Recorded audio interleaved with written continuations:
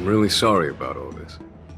But the testimony in the shackling prison won't take up much of your time.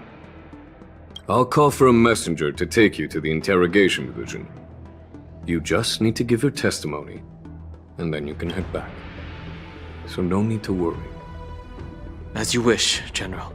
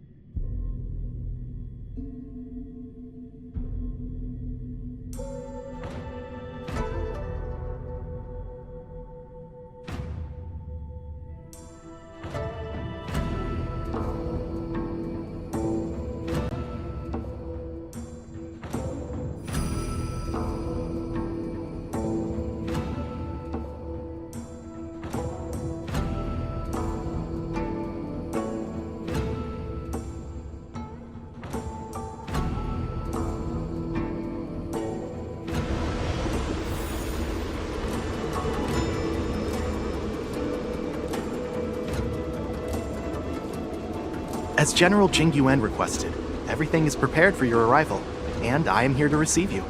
The judges at the interrogation division also know your purpose in coming.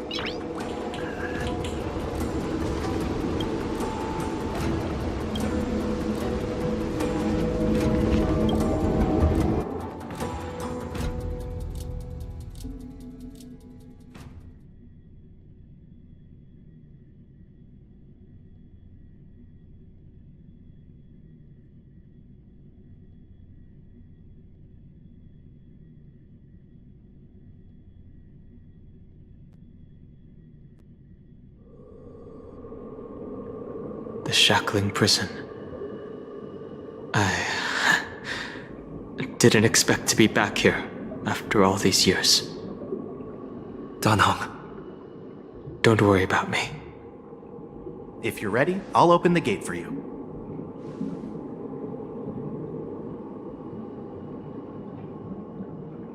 Exactly. Please come on in, dear guests.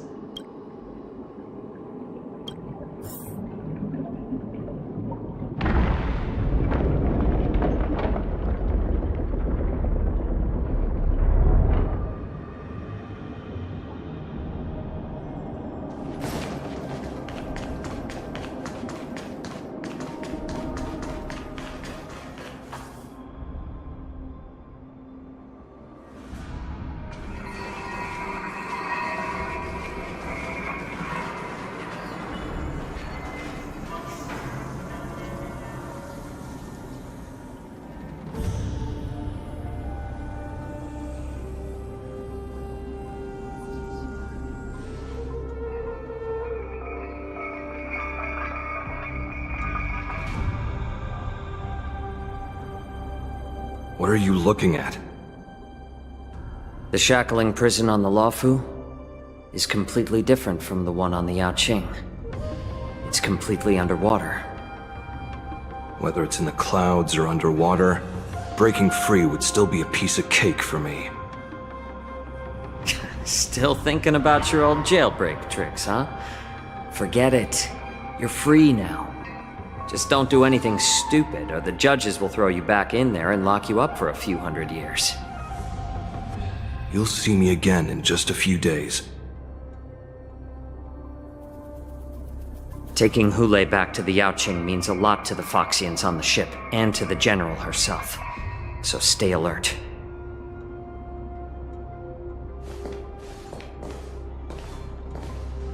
Guests, my name is Xueyi, and I'm here on orders from the Incarceration Division of the Ten Lords Commission.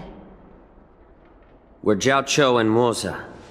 General Fei Xiao sent us to extradite the Borisin criminal Holaay to the Yaoqing.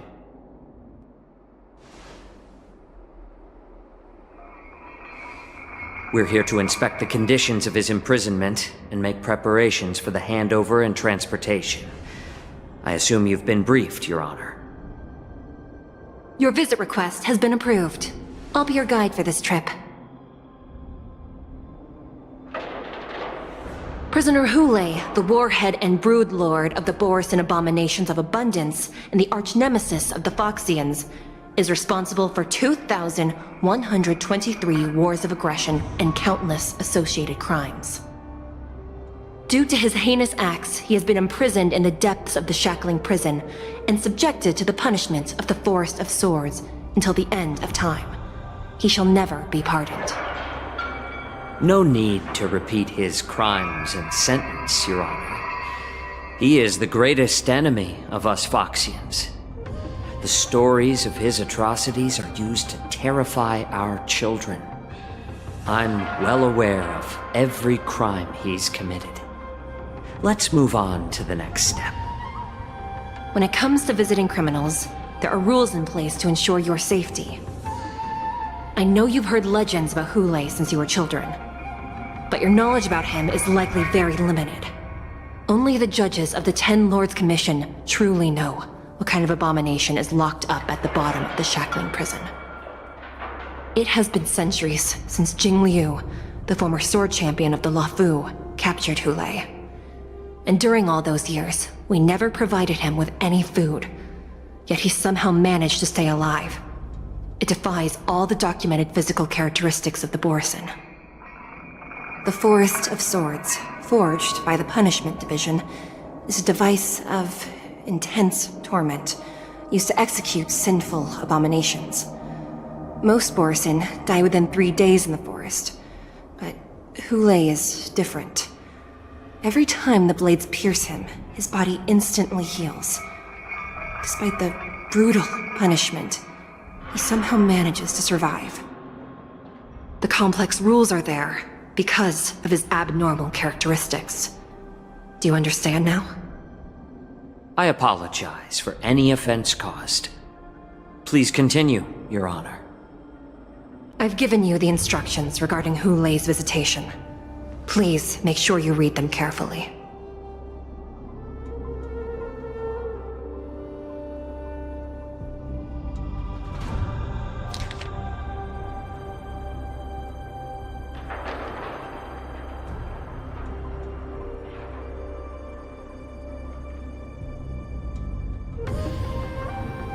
And please, take this pellet before proceeding. No, I'm not taking random medicine. Then you won't be allowed to visit Holaay. Just swallow it already. Holaay is like all Borisin. He can release a pheromone called lupatoxin that induces fear. Thousands of years ago, we Foxians were enslaved by the Borisin. Not because we were naturally weaker, but because of their lupatoxin. This pill is for our own mental well-being. I understand. I knew you were a reasonable person. Now that we've taken the medicine, let's proceed.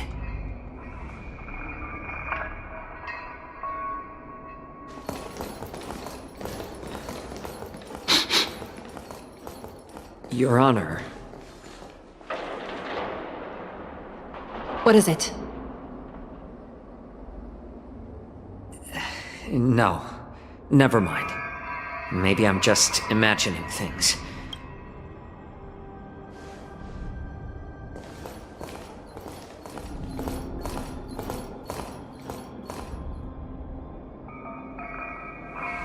Here we are. Her Honor hasn't arrived yet. Please wait a moment.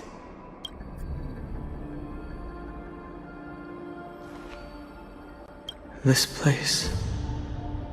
it's still as cold as it used to be. Sorry, I was just reminiscing about some unpleasant memories.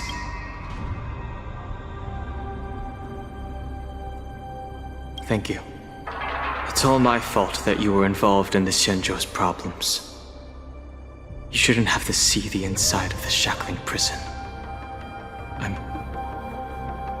I'm so sorry. I wish I could show you the real sights of the Luofu.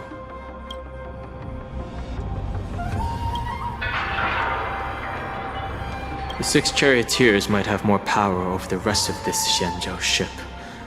But here, in the shackling prison, is the judges of the 10 Lords Commission who call it. The judges will use a complicated interrogation device called the karmic mirror. It accurately tracks every physiological change during questioning and records it. Therefore, the judgment made here will be sufficient to convince the other administrators of the Xianzhou. At least they won't attempt to challenge the conclusions. Perhaps that's why Fei Xiao insisted that we come here. Okay, but watch your step. This place is not like the others.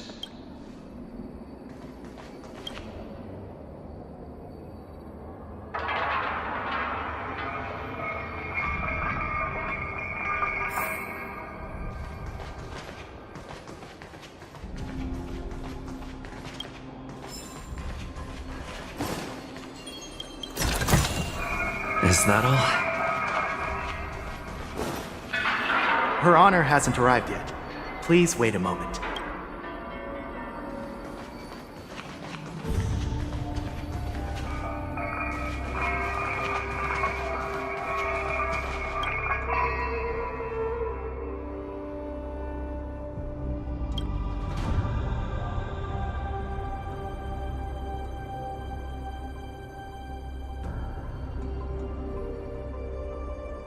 Welcome, dear guests from the Express.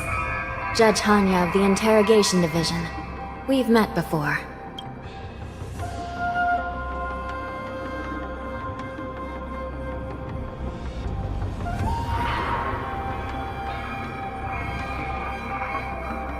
As one of the judges from the Interrogation Division, I'll be recording your testimony today.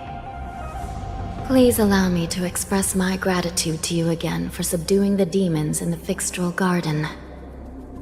Looks like while March 7th and I were clueless, you already made many friends on the Xianzhou Luofu.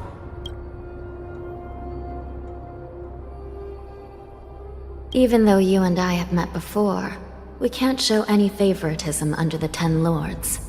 So, please do as I command as we head to Scrivener Hall and beyond. Don't do anything without my permission. This is not a place for ordinary mortals. You and Mr. Danheng, please come with me. Please lead the way, Your Honor. Please let me activate the mechanism before we all move forward. And please, watch your steps.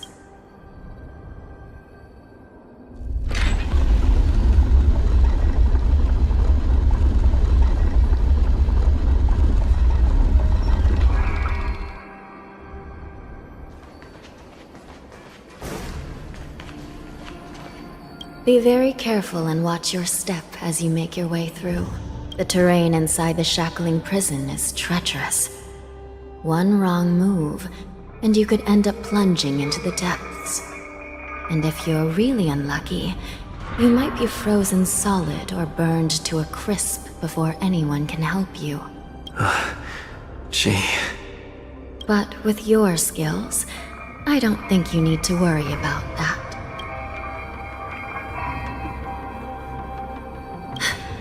You're funny. This prison does contain many layers. We even brought in Videodora Icor line craftsmen to introduce the ingenuity of Delve enchantment. What you're seeing now is just one part of the shackling prison. Perhaps. Judging from the appearance, much of the architecture in this prison has a Videodoran style. So, perhaps they did have a hand in building this place back then. As for how many floors there are, well, not even us judges know for sure.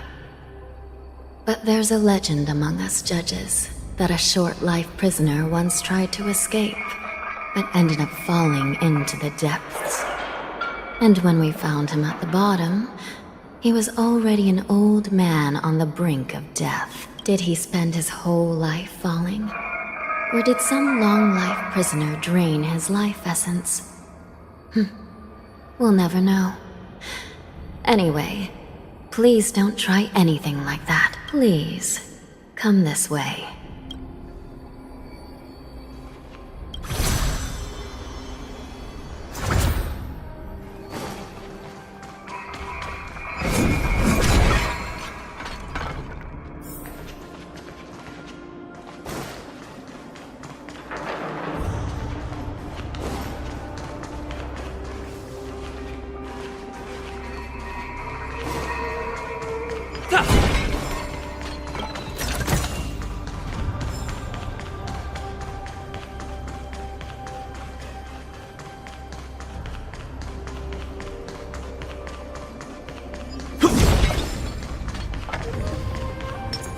What a healthy balance song.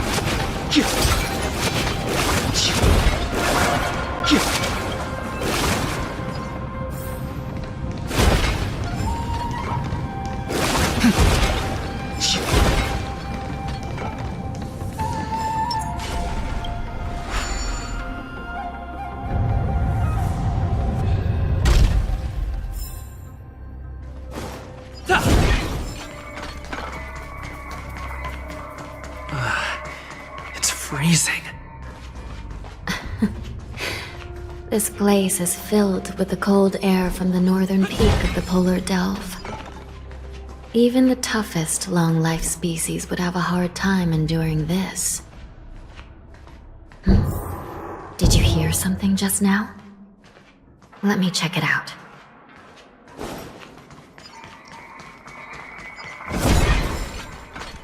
Ugh, what an eyesore. This place is packed with boxes and crates.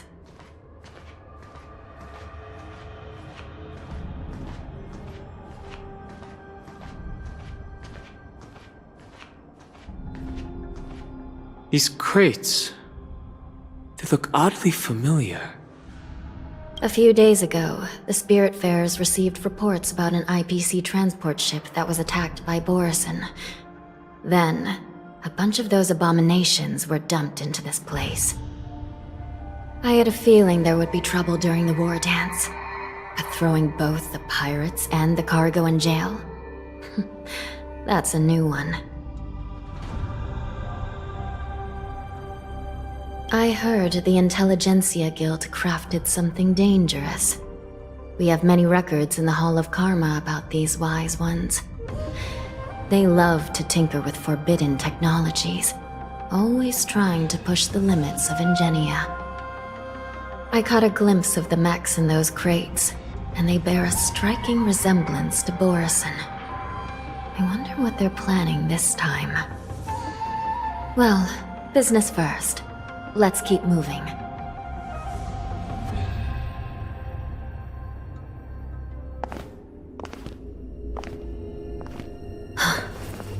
Strange. I don't remember checking the containment facilities a second time.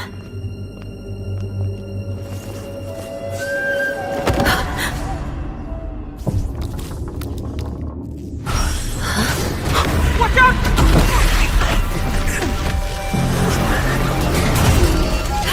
Emergency! All wardens prepare for action! Emergency! All wardens prepare for action!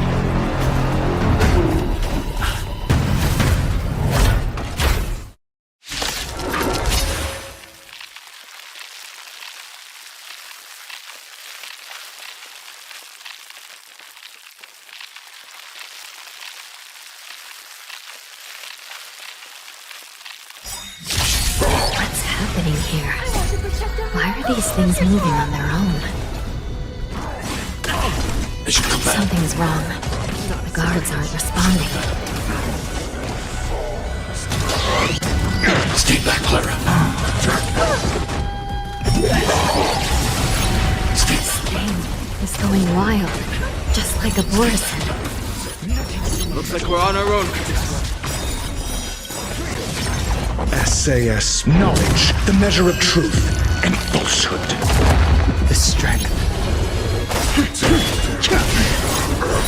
0 points.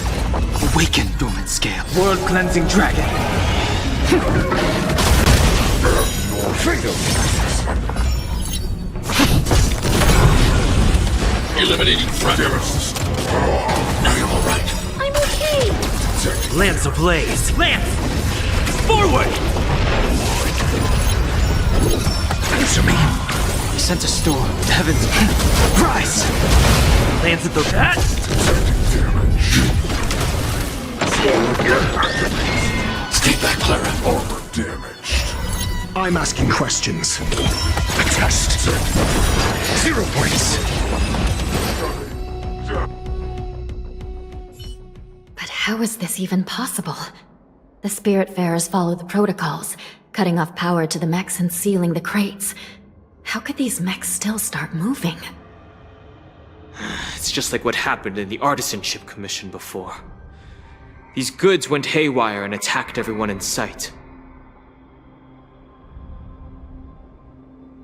The Alchemy Commission members examined them and found some unusual structures within. These things showing up in the Shackling prison can only mean one thing. A prison break. And whoever delivered these goods clearly wanted them to go through the Xianzhou's strict inspection process to show the Skyfaring Commission and Cloud Knights how dangerous they were. They wanted these mechs to end up right here, in the Shackling prison. If these things already started taking action while nobody was paying attention, then the whole prison is in trouble, I'm afraid. And to make things worse, another group of visitors just entered the depths of the Shackling prison. The messengers from the Xianzhou Yaoqing. And the prisoner they came to visit might be the target whom these wolf-shaped mechs were delivered here for. If that vicious beast manages to break free, it will be a catastrophe for the Xianzhou Luofu.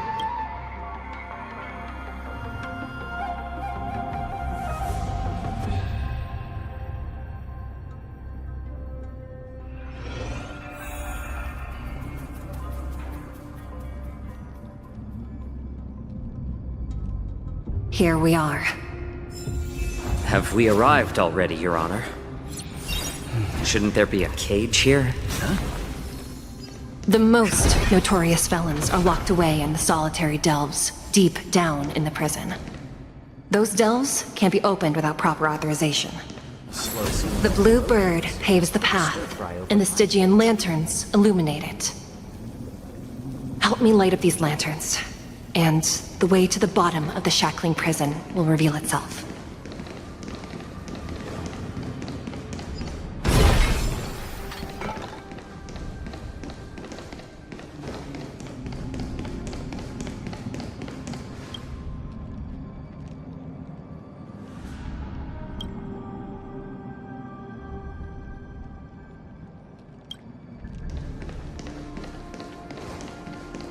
I've given you the diagrams for lighting the lanterns. Please take a look.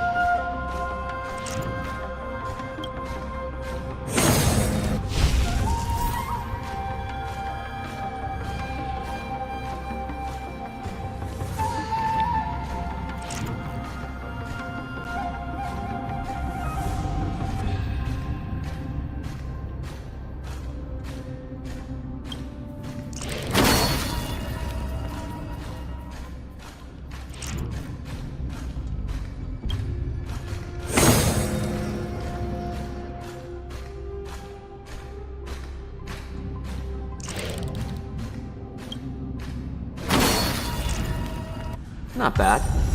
It could even use some more intensity.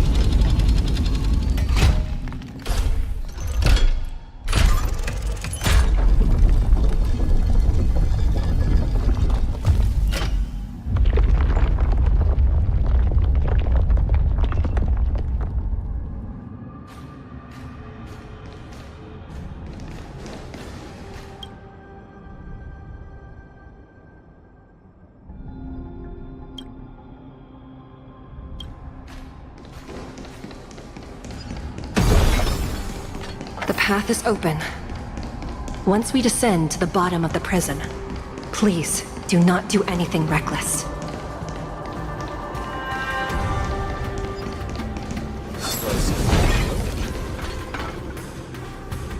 Inside the delve, behind this door, is the greatest enemy of the Foxians, Holaay.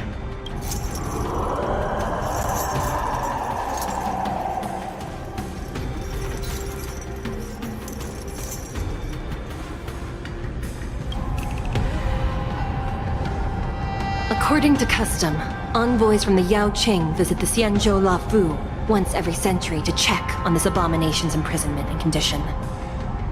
Even though the Ten Lords Commission sentenced Holaay to the Forest of Swords, suffering every day for the rest of his life, I understand that the Yao Qing messengers want to see him dead. Unfortunately, for the past 7 centuries, they've had to return disappointed, because this beast simply can't be killed. If we can use his toxin to create medicine and save an innocent life, it might help balance out some of the sins he's committed.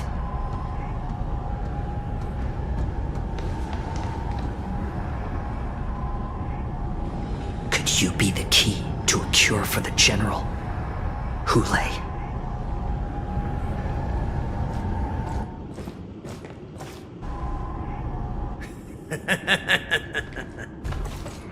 And once again, the envoys of the Yao Qing will leave disappointed. However, I won't say the same for me and my brothers. Who's there? I'm just a humble counselor of the Rhino Hound Pack. You can call me Mock Talk. Wardens, intruders on the lowest level! Send reinforcements! Nobody will hear you here, at the bottom of the shackling prison. Thank you for opening up the prison for us, Your Honor. We'll take it from here. No wonder I kept smelling that familiar stench. So it wasn't just my imagination. Do your thing, Morsa. We mustn't let these abominations get any closer!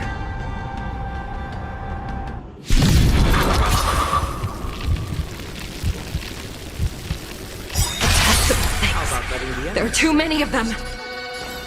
Once we were inside the shack, we found souls failing everywhere. I want to protect everyone. Tell me, Mr. Thorpe! It's just a twin. I suggest you surrender. It's better to make no move. Of course. I'll still kill you all. But I promise it'll be sweet. Since you're already here, why not have a meal before Got the defense? Test.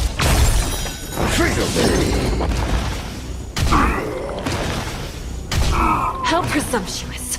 Die now! Leave if you can, Morsa. It's not time yet.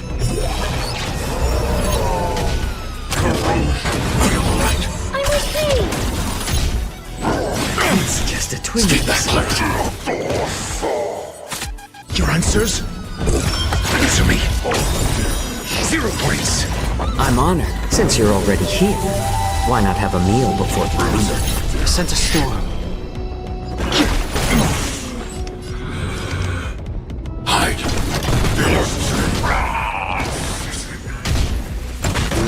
Mediocre. Stay back, Clara.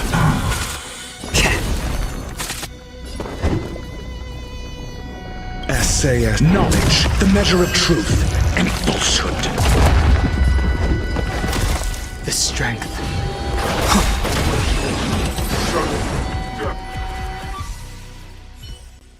Guard the gate! They can't be allowed in!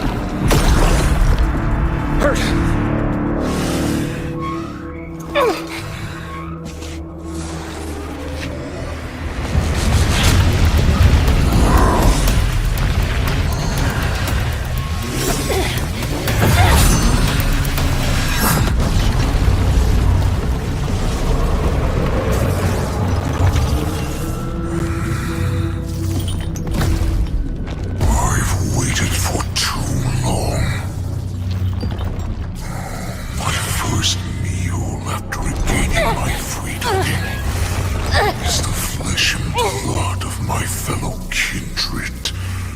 A sad scene indeed. It's been a long time, boy. Welcome back.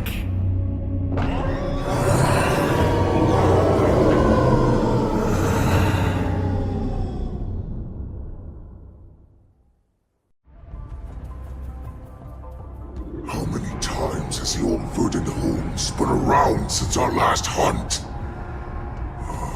Duran's whelp, tell me your name.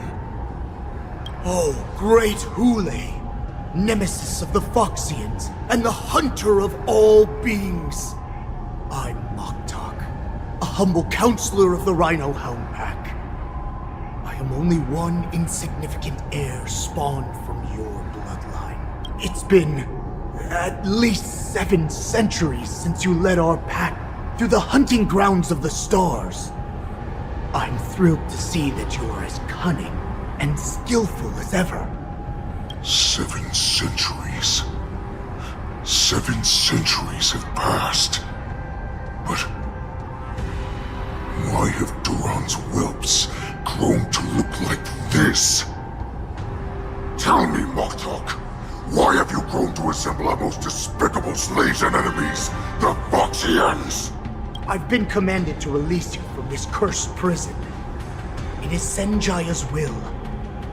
That's why I had to take a magic pill, don the skin of a lowly beast, and play along with their hypocrisy.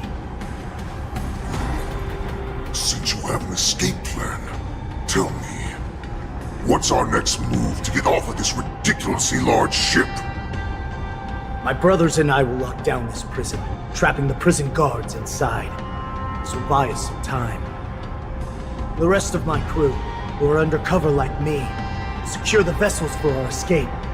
According to the plan, we only have 4 hours to get out of here. Originally, I intended to carry out the plan tomorrow, but they're planning to transfer you to the Xianzhou Yaoqing now. So I seized this opportunity to set you free. What a reckless plan, you idiot! Even if we manage to get the ships, our chances of escaping are slimmer than a Foxian slipping through my claws! But we have no other choice. The angel serving under the Master of Immortality sent me with a message. Only your return will end the prolonged divisions among the Borisin. Every one of my crew is ready to lay down their lives if it means setting you free. A sneaky weakling like you is actually showing some reckless bravery with this plan. Fine. You'll get what you want. And all of Duran's whelps will too. Well then, my lord. We should leave now. Before we go, give me one of those magic pills. My lord, do you seriously want to don the skin of a lowly beast? That would be a disgrace to your greatness, my lord. You idiot. Greatness means nothing without freedom. Once I get out, I'll need a disguise that won't raise any suspicion. As you wish, my lord. Is that Foxian slave my meal? No, he's an envoy from the Xianzhou Yaoqing. I plead you to endure him a bit, my lord, as he's more valuable as a hostage. Take him, guys! Time to move out!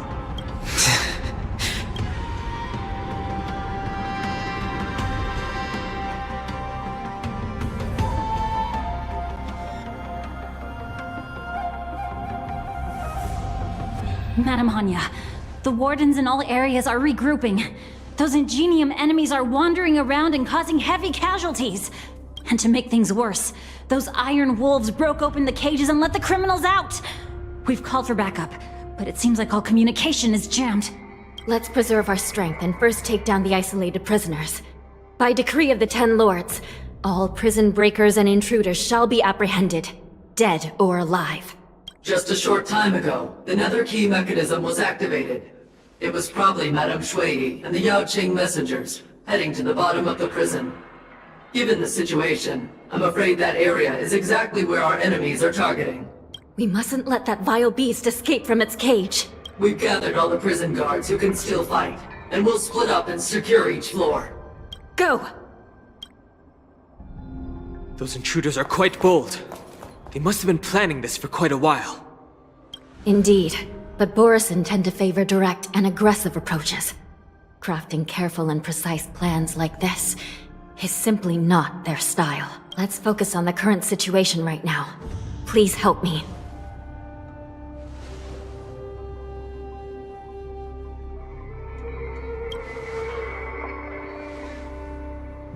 What's the fastest way to the bottom of this prison, Miss Hanya?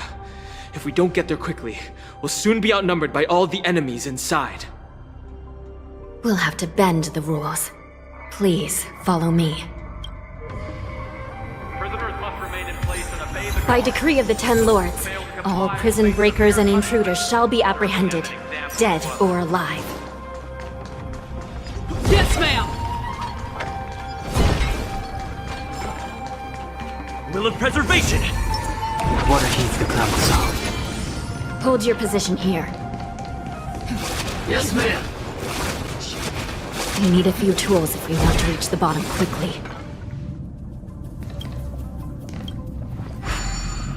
The path is cut off. Someone must have altered the mechanism. No matter.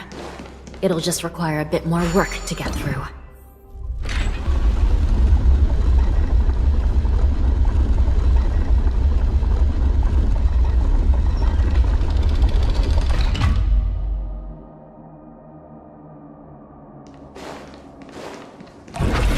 Water heeds the cloud song.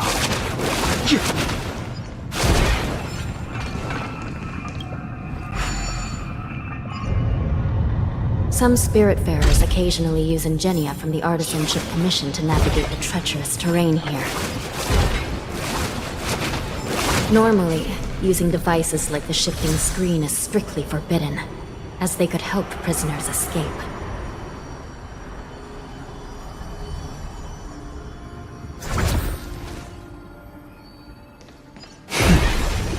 But, given the urgency of the situation, let's just ignore the usual regulation. The nether key has been activated. I hope we're not too late. Hang in there, sister.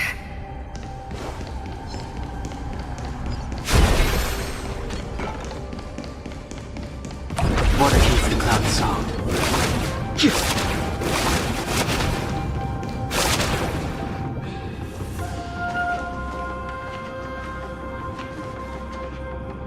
Looks like there was a fierce battle here not long ago. The gate to the prison delve is wide open. Holaay has managed to break free. Where are the Yaoqing messengers? And where's my sister? Are they still alive? Let's look around. Maybe we'll find some clues.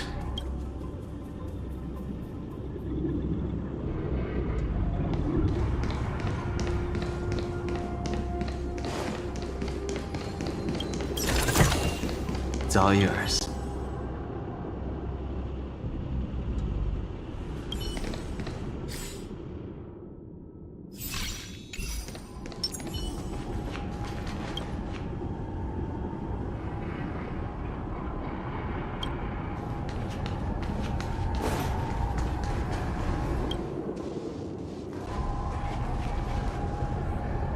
Xueyi is here.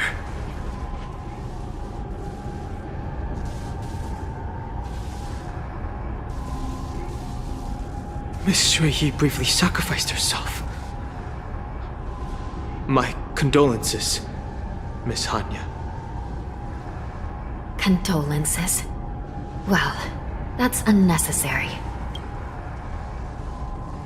You misunderstand.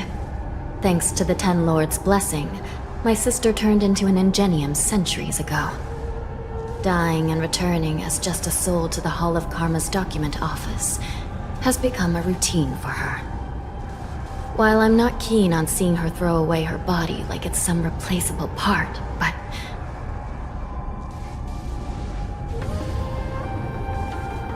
By the way, have you seen bodies that might be the Yaoqing messengers? One of them is a Foxian wearing exquisite clothes, and the other wears a dark cloak, like a fugitive. No. I haven't found any Foxian bodies.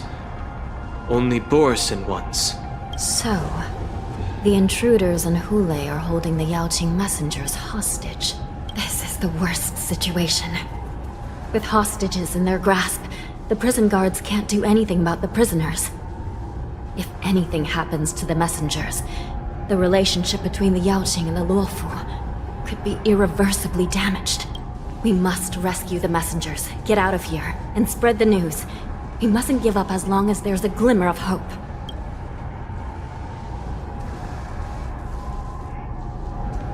What have you found, Miss Hanya?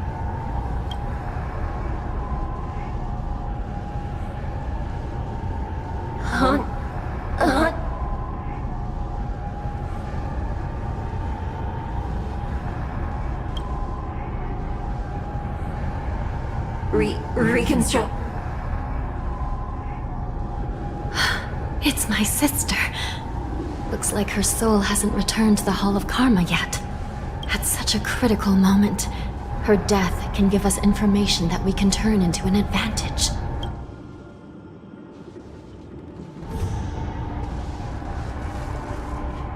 Let me see.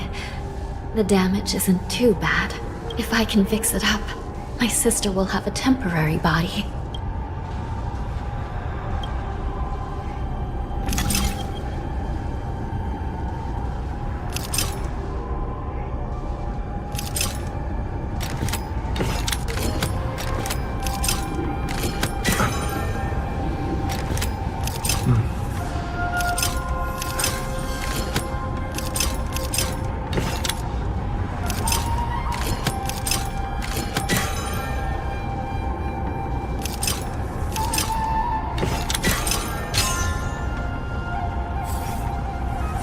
Hanya, I'm back.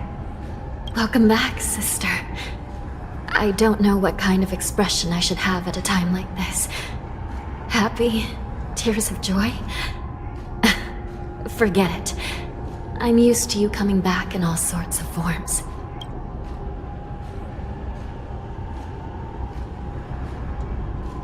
Now is not the time for jokes. This side crane can't hold all of me. Sister, what did you see when you were killed?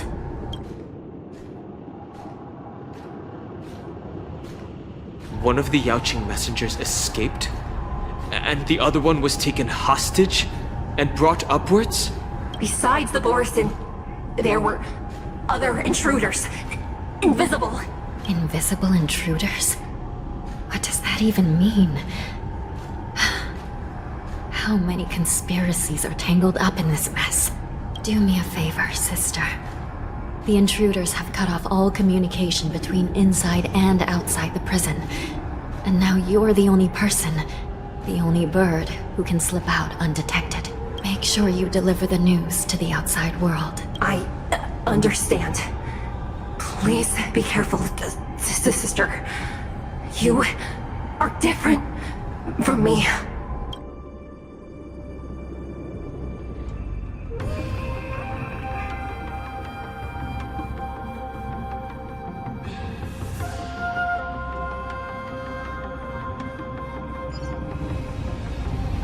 Time is running out, Miss Hanya. If we keep delaying, those Borisin will escape from the prison. All right. If we happen to come across that Yaoqing messenger who got away... No. Stopping Holaay should probably be our top priority.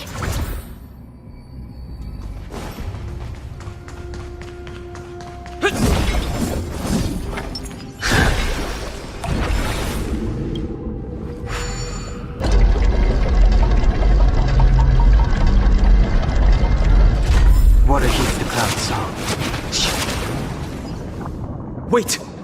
Something feels off. Something's approaching us. The invisible intruders? Watch your back! These abominations aren't prisoners from this prison. Awaken, dormant scales. World-cleansing dragon.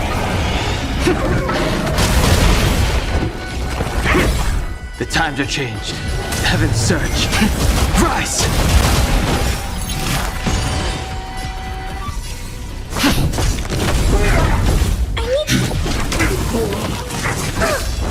Stay back, Clara. Answer me. 0 points. The prison management on the Lawfu is truly concerning. Forward! Who are you? Aren't you looking for me? Test the strength. Heaven surge. Break! Eliminating threat.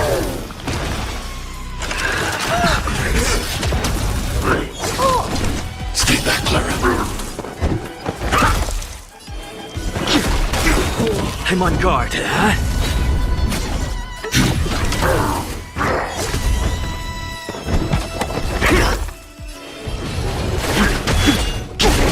Just focus on the fight. Stay back, Clara. SASP. Knowledge, the measure of truth and falsehood. Awaken, Dormant's world-cleansing dragon.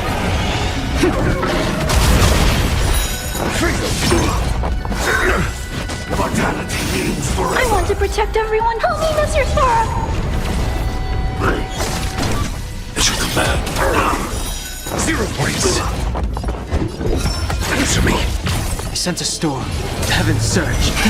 Rise! It's time. I need to be brave. Annihilate.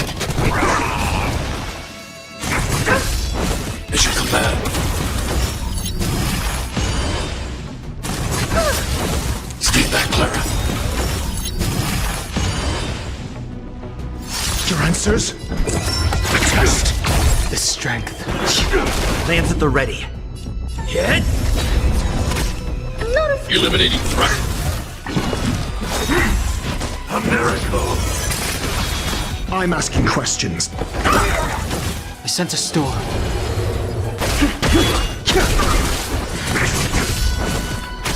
I'm on guard.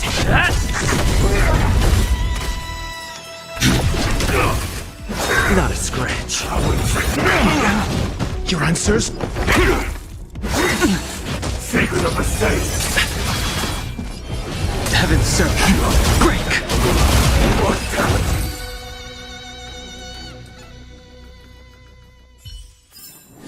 The consequences are mine to bear.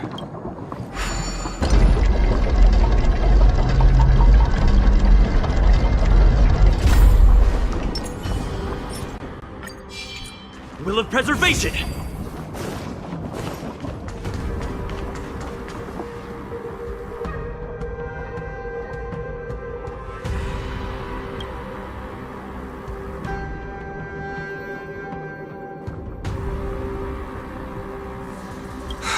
The prison management on the Lawfu is truly concerning.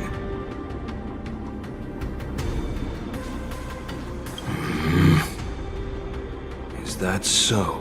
At least 2 different groups of intruders infiltrated here. The wolf cubs and these Mara-struck soldiers. Their hiding technique. It's pretty similar to the wind mantle technique used by the Vidyadhara serving Kailorum Venti on the Yaoqing. What do you think? Well, never mind if you don't have any clues. Now is not the time to exchange assassination techniques. I'm Mozi. My friend fell into the clutches of that wolf. I was planning to escape and report back as quickly as possible. But now it seems... the prison on the Lawfu is a real maze, I must admit. Thank you for your help, Mr. Mozi. We'll do our best to ensure your friend's safety. No, you can do nothing for him now. And you shouldn't be focusing on his safety at the moment. Your friend is in Hulay's clutches and you're just going to leave him behind? Look, I'm the Yaoqing General's guard, not his. I've seen how that giant wolf fights, and there's no way. Trying to save my friend will only get us killed.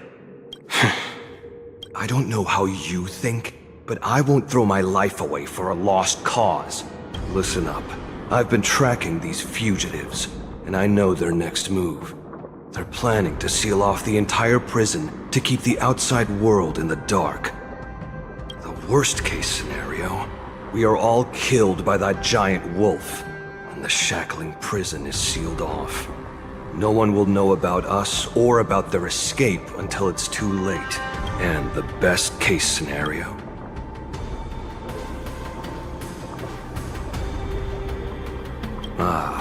Looks like we've got some clever minds here after all. The best case scenario would be we seal the gates and trap the enemy inside with us. We can't let that monstrous wolf escape. Hopefully, someone will eventually notice that something is off and come to help. As for whether we'll still be alive by then, it's not something we should think about. You sure have a way of comforting people, Mr. Mortse. As a person of the Yao Qing, I've always searched for something meaningful to give my life to. I have to make it out alive. My companions are waiting for me. As a netherworld dweller, I've already died once.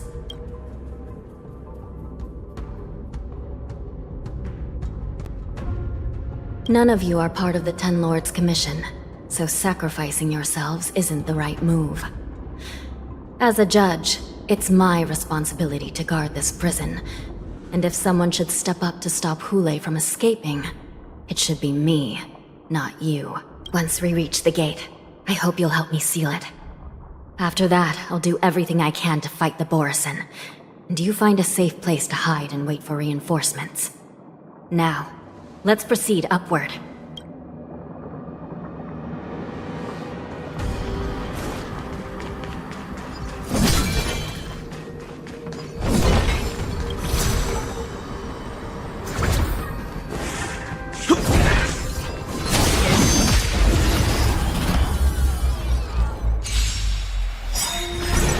Lance ablaze! Lance! Forward! Stay back, Clara. Not a scratch. Stay back, Clara. I'm asking questions. Answer me.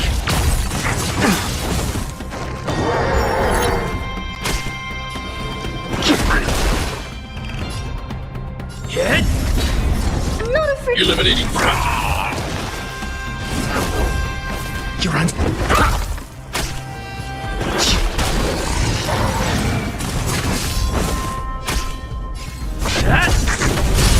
Target. I'm asking. A test.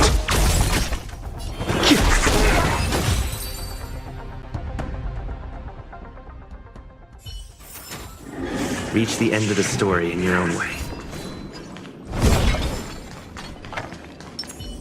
Water heeds the cloud song.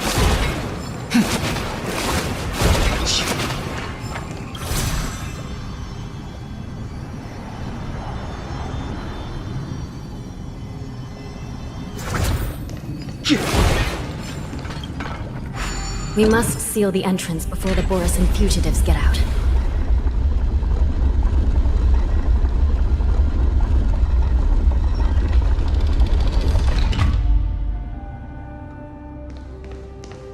The prison wardens and mechanisms won't be able to hold them for long.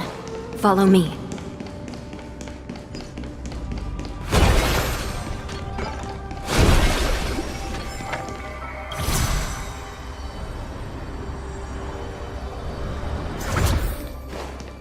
Water heeds the cloud song.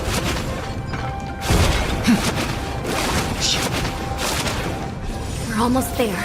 The gate is just ahead.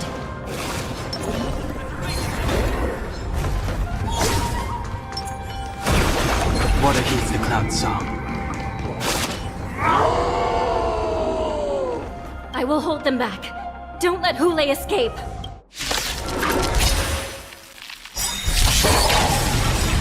Awaken, dormant scales. World-cleansing dragon. say as knowledge, the measure of truth and falsehood. I want to protect everyone. Help me, Mr. Sparrow! As you command. As you command. 0 points. Lance ablaze. Lance! Forward!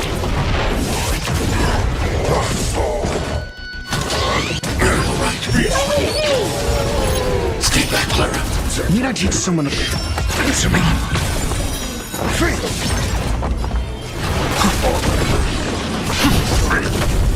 Eliminating threat.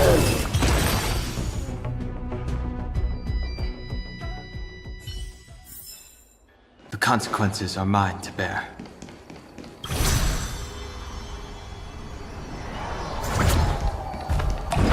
What is the cloud song?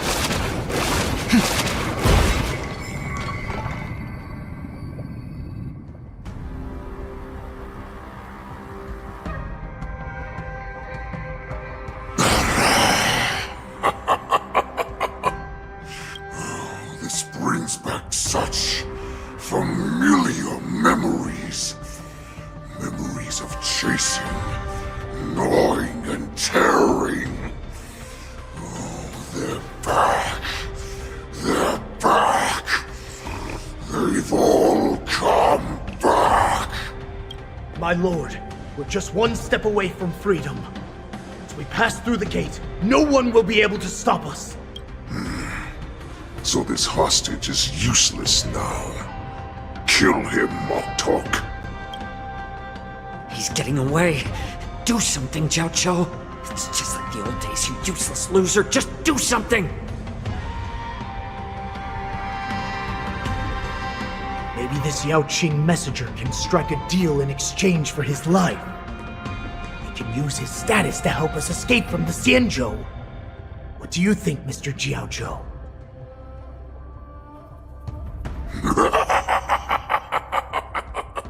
Oh, just look at you. Fallen so low during my absence. You're even negotiating with livestock. As far as I recall, no one from the Yao Qing would ever consider a deal with Duran's offspring. I've got to make this beast stay here. Whether it's for the sake of Fei Shao or the Yao Qing. Deal. I certainly have more value alive. My identity, my knowledge of the Xianzhou, and my understanding of many things that your minions have no knowledge of. They'll all be valuable. Lowly beast. Muster up that pitiful tongue of yours and plead for what remains of your life. Speak up. I'm afraid you're unaware. The woman who defeated you, Jing Liu, she has recently returned to the Luofu. Your opportunity for revenge is right in front of you. My lord, his slave is talking nonsense. I've never heard anything about this. May I just kill him now? Silence, Moktok! And you, slave. From now on, you'll stay by my side. You'll only speak and move when I allow you to. Otherwise, I'll dismember you from head to tail, inch by inch. Got it? But my lord... We must stay here for some time, Moktok. Fear not. Because once I step out of the prison, it's the people of the Xianzhou who should tremble in fear. But now, Duran's whelps, follow me!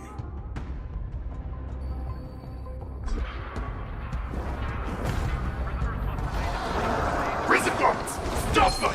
For our great Lord Holaay!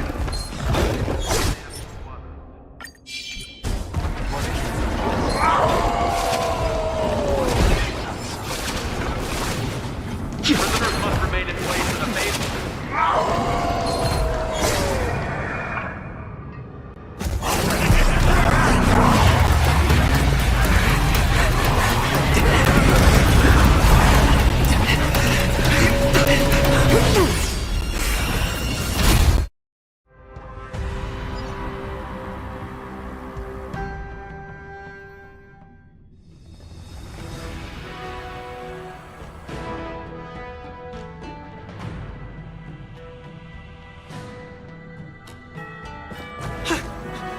Report! After we lost contact with the shackling prison, we received a message from a psycrane. The prisoners have revolted, and the criminal Holaay is nowhere to be found! What about the Yaoqing messengers? And the Nameless? No news at the moment. We're trying to restore contact with the shackling prison as soon as possible. I see. You're dismissed. General Jing Yuan, General Hua Yan. It's just as we suspected. The rise of the Ambrosial Arbor was not the end of things, but the beginning. The hand of the Ruined Legion has already sown the seeds of destruction. From this moment on, the Xianzhou Alliance will face an even greater challenge, from both the abominations of abundance and the destruction itself. If this is what they want, I'm always up for a challenge.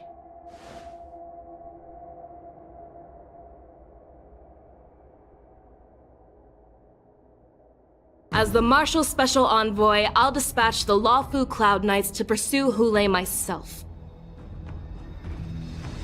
Looks like the hidden dregs have finally come to the surface.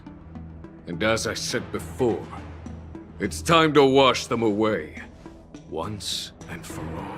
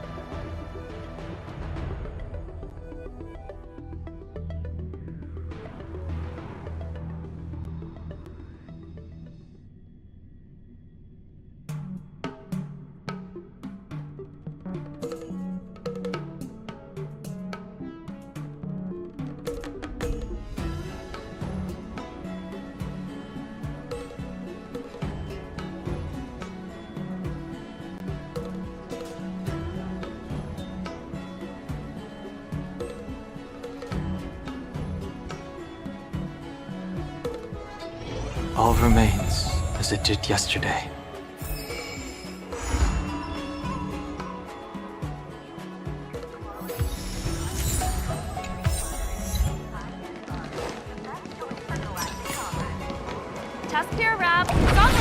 Water keeps the clouds soft.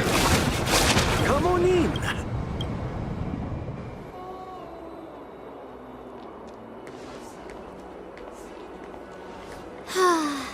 Seriously?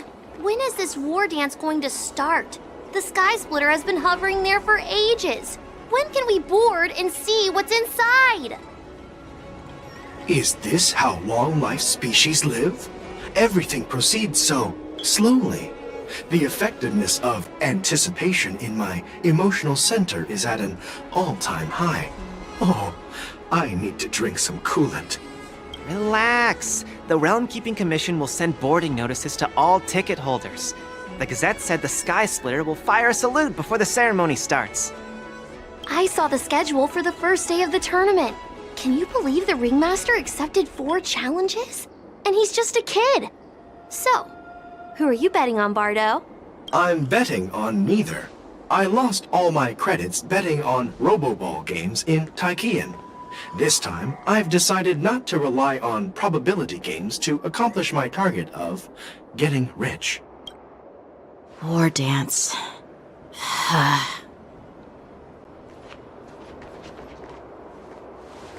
There you are. I heard you and Mr. Dan Heng went to meet the judges, and then a riot broke out in the shackling prison. I was so worried about you. Thank goodness you both made it out safe. There was a revolt in the shackling prison. Fortunately, we were protected by the guards until the Cloud Knights arrived to rescue us. I was planning to take Miss March and Yun Li to Stargazer Navalia to see the Sky Splitter up close, but we stumbled upon a group of suspicious Foxians carrying official identities. They were acting strange, so out of curiosity, we decided to follow them. It turns out they were actually Borisin disguised as Foxians. It seems they infiltrated Stargazer Navalia in order to prepare for Houlay's escape. And we foiled their plans by pure chance. I wonder who provided them with those disguises, and how many more Borisin have taken advantage of the war dance to infiltrate the ship. Yeah, I heard them too. But I'm afraid I'll have to disappoint them.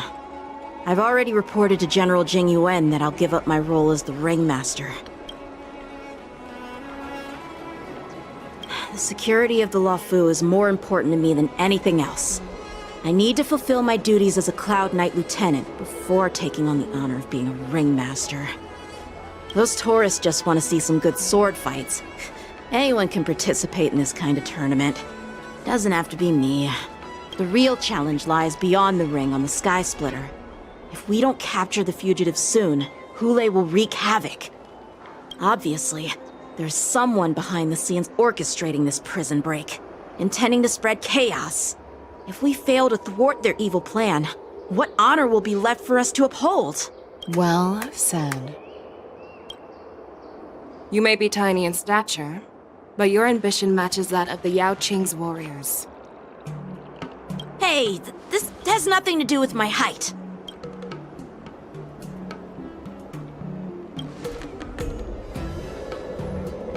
Yes, I suggested to Yanqing that we find a place to have a decent meal. A hunter must be well fed before the hunt. You still have a good appetite, even in the face of disaster. You truly are the Merlin's Claw. Please finish the food quickly so we can get to work, General Fei Xiao. Well, that's not up to me. Dig in. I called you here so you could enjoy the food. Me? This isn't the time for a leisurely meal, and this is way too much for me. Oh. You'd give me time to enjoy a meal, but not yourself? Ever since you encountered those Borisin spies, you've been so busy that you've hardly eaten anything. You can't defeat Houlayy on an empty stomach. Take your time. Enjoy the meal and calm yourself. Houlay's whereabouts are still unknown, and they've even taken Mr. Jiao Cho hostage. The longer we wait, the more complicated the situation becomes. Jiao Cho always said I'm the most impatient person among the Cloud Knights, and I can't argue with that. So, there's no reason for you to be more anxious than me. I've fought against Borisin abominations for years, and I know their ferocity and cunning well.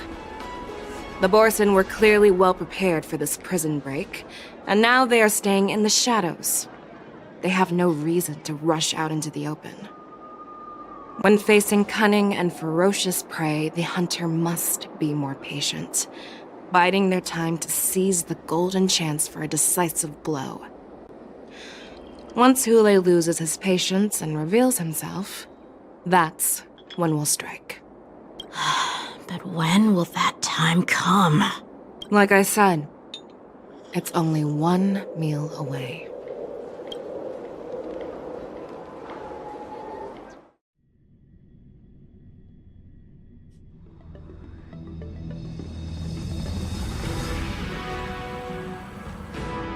General Huayan, the Skyfaring Commission has finished its preparations. Do you have any other instructions?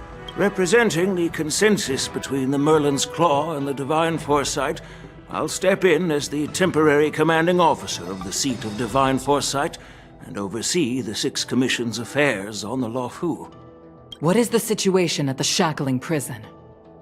Houlayy made a quick escape and even sealed the gates of the prison. As of now, the Cloud Knights have re-established contact with the staff inside. The good news is the two Nameless who were trapped in the Shackling prison are safe and sound. I know I shouldn't use the word great given the current situation, but I'm relieved that he and Dan Heng are safe. We've lost contact with one of the messengers from the Xianzhou Yaoqing. The Borisin have likely taken him hostage. Don't worry, Yukong. Fei Shao is leading the wolf hunt operation, and you know how capable she is. I have no doubt about General Fei Shao's capabilities, General Huaiyan. I'm more concerned about the Wardens. According to the plan, the ceremony will begin in 6 hours. The Sky Splitter will be activated, and all visitors will board the ship to watch the contest. But now, with Hulay's whereabouts unknown, everything is filled with uncertainty. March is right, Grandpa. I heard the escaped prisoner from the shackling prison is beyond formidable. In case anything goes wrong. So, Yun-Li, what do you think we should do? Well, I believe we should declare martial law and allocate manpower to search for the escaped prisoners. And as for the war dance, it's better to announce an indefinite delay for now. Your plan sounds solid, but unfortunately solid plans rarely get a chance to be implemented. I believe there are at least 2 parties who won't accept your approach. The first are the many travelers who have come all the way here for the war dance. If we declare martial law now, it's like declaring that the Law Fu isn't safe. How do you think the outsiders would react? They'd be terrified, and chaos might ensue. The second party is the staff of the Xianzhou Law Fu's 6 commissions. They've invested a lot of resources and manpower into organizing the war dance. Suddenly suspending it indefinitely would create numerous challenges for them.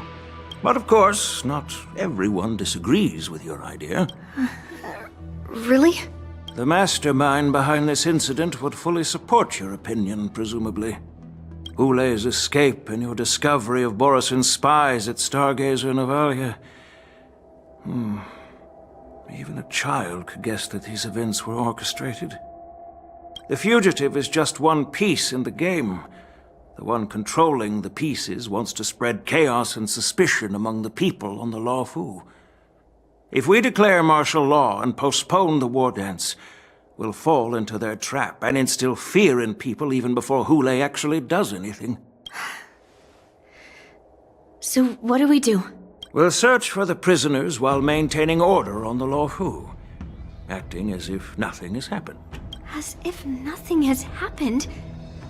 Yan Qing said he'd assist the generals, and now he's nowhere to be found. With the host ringmaster gone, how are we supposed to act like nothing has happened? That's why I called the 2 of you here.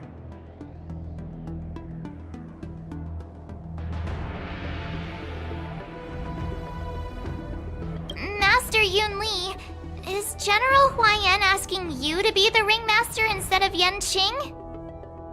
No, that's not the case. General Huaiyan, are you asking me to take Yan Qing's place as the ringmaster? You caught on quickly, Miss March. That's exactly what I mean. But Miss March is a guest invited by General Jing Yuan, Grandpa. How can an outsider represent the Law Fu in the ring? It will make the Xianzhou Law Fu a laughingstock. Dear child, the nameless of the Astral Express are renowned throughout the cosmos. It's an honor to have them participate in the ceremony. Plus, Miss March is a disciple of the little Cloud Knight Lieutenant. How can she be regarded as an outsider? We can't afford to have any problems during the war dance. I'm entrusting you not only with the honor of the ring, but also with the security of the Sky Splitter. Yukong, please explain to them the rest of the arrangements.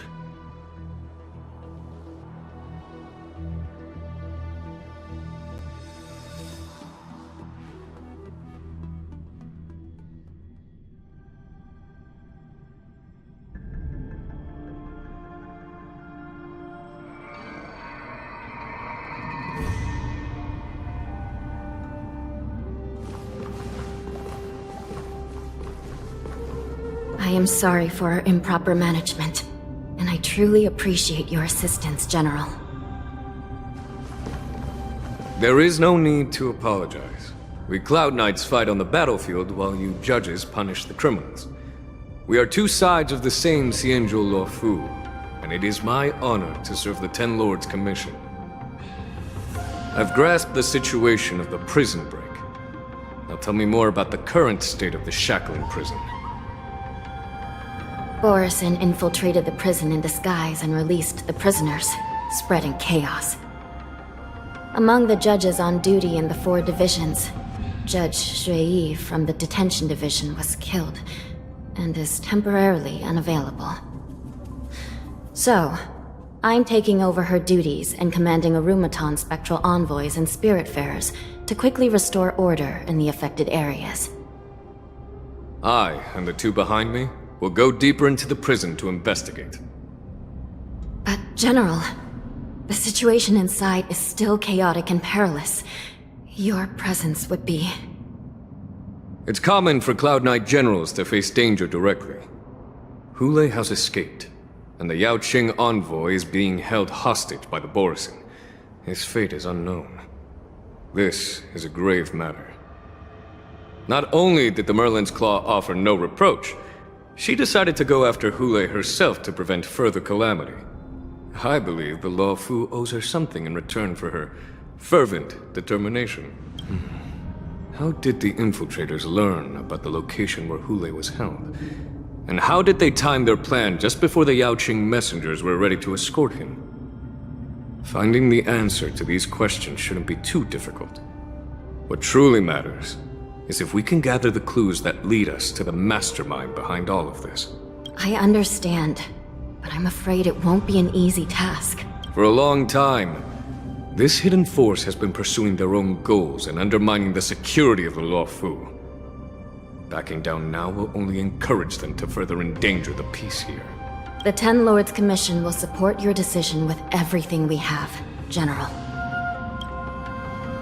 Dan Heng and Ling Sha, I'll need both of you to accompany me on this challenging journey.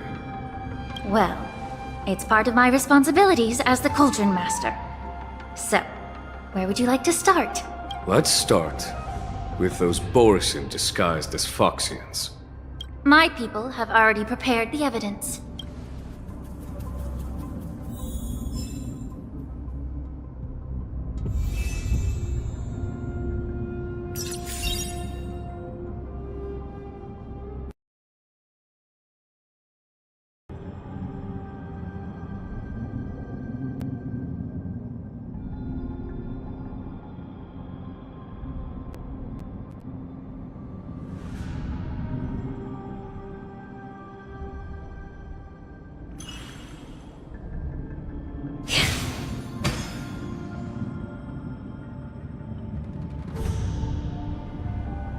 According to Lieutenant Yenqing's report, he stumbled upon a few suspicious Foxians at Stargazer Navalia.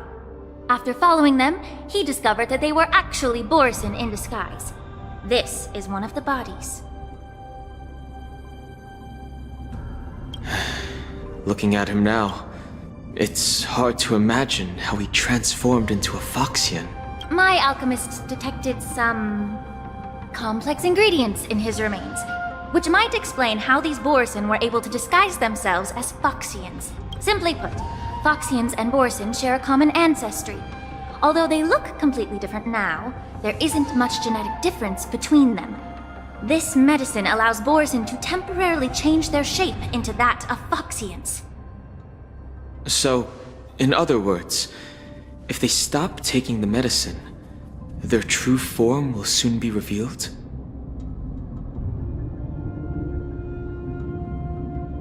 Indeed. This means that these Borisin have a steady supply of the medicine within the Luofu. The disciples of Sanctus Medicus. Looks like the Alchemy Commission is involved once again. When I was sorting through the prescriptions they use, I came across one called Semblance Reversion Essence. It's designed to help those disciples suppress signs of their Mara-struck forms and maintain their normal appearance. When I compared it to the medicine found in the Borisin's body... They're one and the same, aren't they? The medicinal properties and ingredients may differ, but the principle remains the same. Since ancient times, The Borisin have always sought to have more powerful bodies, regarding the Foxians as weaklings. Yet, in order to save their warhead, they were willing to disguise themselves as Foxians. Their determination is quite remarkable. If these infiltrators rely on the medicine to maintain their disguise, then following this lead in our investigation seems prudent. Please follow me.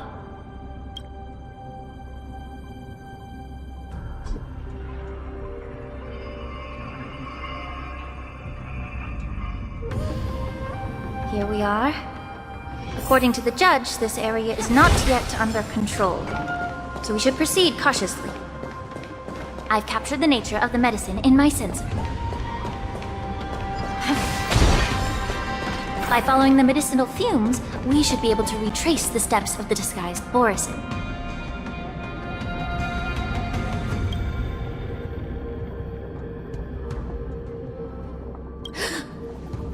Incredible strength. The attacker shattered this warden's bones with a single blow. Such brute strength is not something an ordinary Borisin possesses. This is likely the work of Holaay. If I may be so bold to ask, is this Borisin truly that formidable? I have lived a bit longer and engaged in a few more battles than you, Miss Lingshaw. To the Alliance, Borisin have always been the most formidable adversaries. And Holaay is a monster feared even among his own kind. With his strength, Holaay united numerous Borisin packs, forming a grand army of abominations of abundance. They constantly pushed the Alliance's armies into perilous positions. Over 7 centuries ago, I followed my mentor on a campaign against the abominations. And I personally witnessed the devastation on the battlefield after Holaay appeared. Even with medicinal pellets that suppressed the fear caused by his lupitoxin, countless Cloud Knights succumbed to panic in the face of his murderous aura. They couldn't even raise a hand in resistance. If the former Sword Champion hadn't immobilized Holaay with her Frostblade, the outcome of that fateful battle could have been very different.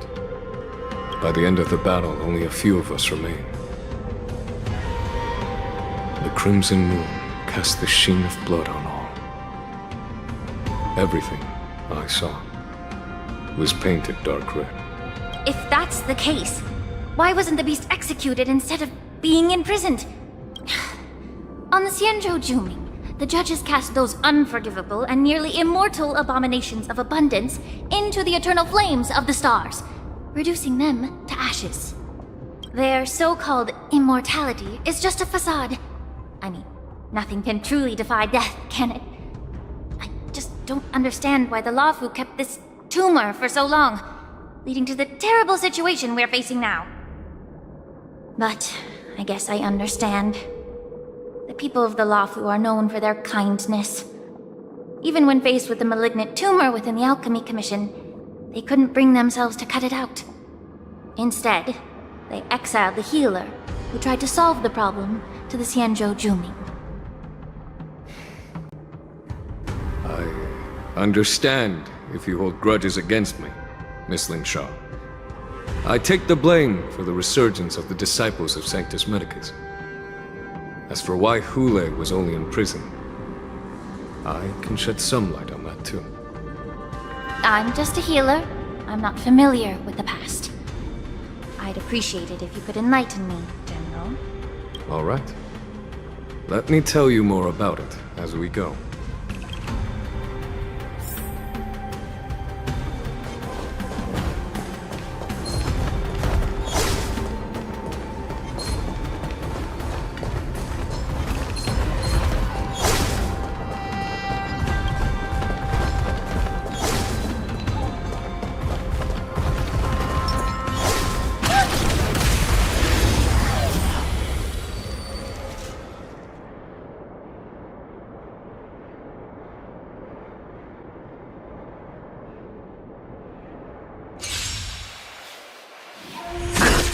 May the foul stench dissipate quickly.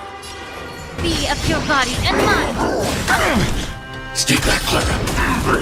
Inevitable. Stay back, Clara. Got the defense?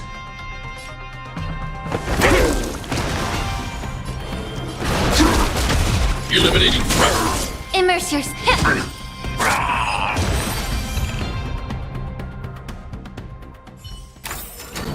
I hope I helped.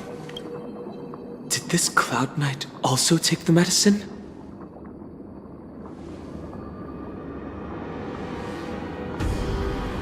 No. This is a Borisin in disguise. A guard killed him before he could return to his original form. All these Borisin are dressed in official attire. Besides the Cloud Knight, there were also 2 Borisin disguised as members of the Skyfaring Commission and the Artisanship Commission. Whoever is providing them with official identities must hold a position of power. Let's search elsewhere.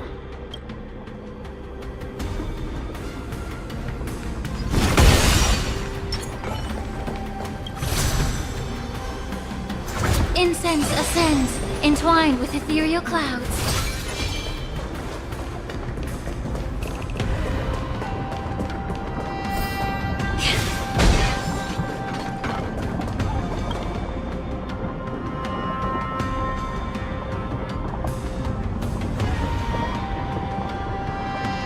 Someone bit open his arteries and drained almost all of his blood while he was still alive. Such a cruel and ruthless act. Despite being a long-lived species, Borisin are actually more like predatory beasts that must feed on raw blood and flesh. I've heard that Holaay was deprived of food and water in the shackling prison. It's hard to imagine how he managed to suppress his hunger for over 7 centuries. Will the hostage from the Yaoqing be able to avoid being his meal? Such is the terrible nature of the abominations of abundance. We subjected him to the Forest of Swords to drain his life force. But in the end, his punishment turned into a test of our patience. Just like you said, Miss Lingshaw. Casting a creature that can't be killed into a star would be a way to permanently get rid of it. But unfortunately... The Foxians didn't agree to that. Exactly. The atrocities committed by Holaay went beyond mere massacres. Throughout numerous wars, we made every effort to eradicate the Borisin. But Holaay, with his mysterious sorcery, turned countless Foxians into his pawns. And so the Borisin kept returning. The Foxians curse his name day and night, and they even use it to scare children into staying quiet. How could they grant a swift death to such a great sinner? I wonder if you know why Holaay wasn't taken into custody by the Foxian majority Xianzhou Yaoqing, but instead imprisoned in the Xianzhou Luofu, Miss Lin. As you mentioned, your mentor was an exceptional warrior and was the one who defeated Holaay, an extraordinary achievement. Therefore, the Marshal placed this feral beast under the jurisdiction of the Xianzhou Luofu as an honor, I assume? It seems you have a major misunderstanding about this arrangement, Miss Lingshaw. Allow me to explain it to you.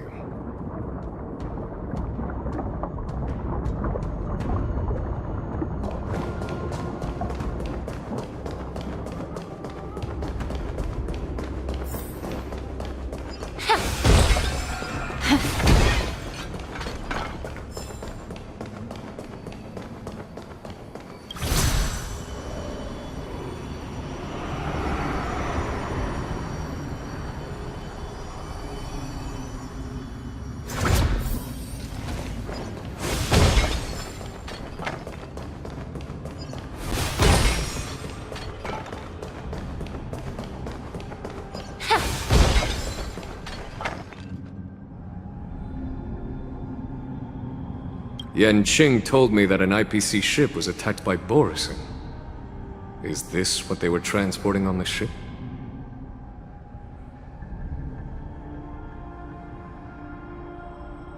Yes. The Artisanship Commission and Alchemy Commission conducted a joint examination and found that the parts of this machine are made from specially refined Borisin biotissue.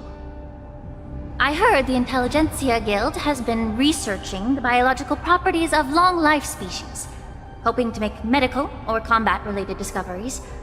However, they haven't dared to cross any lines due to their so-called relationship with the Alliance.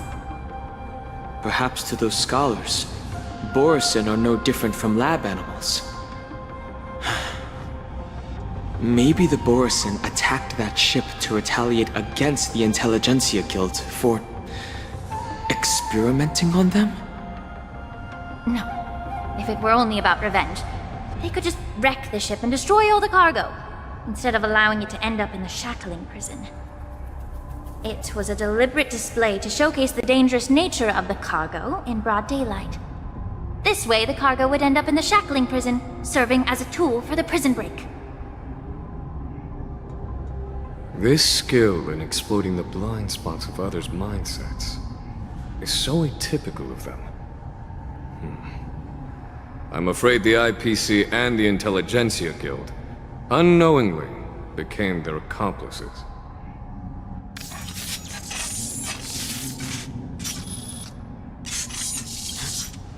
Watch out!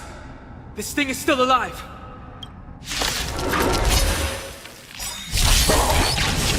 Even after suffering such severe attacks? The stench of evil. Their imitation of long-life species has crossed the line. Everything in this world is bleeding. Essaya, knowledge, the measure of truth and falsehood. 0 points. Answer me. Fail. I sent a storm. 0 points. Eliminating threat. Be of your body and mind. Stay back, Clara. If it can still move, it means it wasn't damaged enough. Let's make sure it never moves again.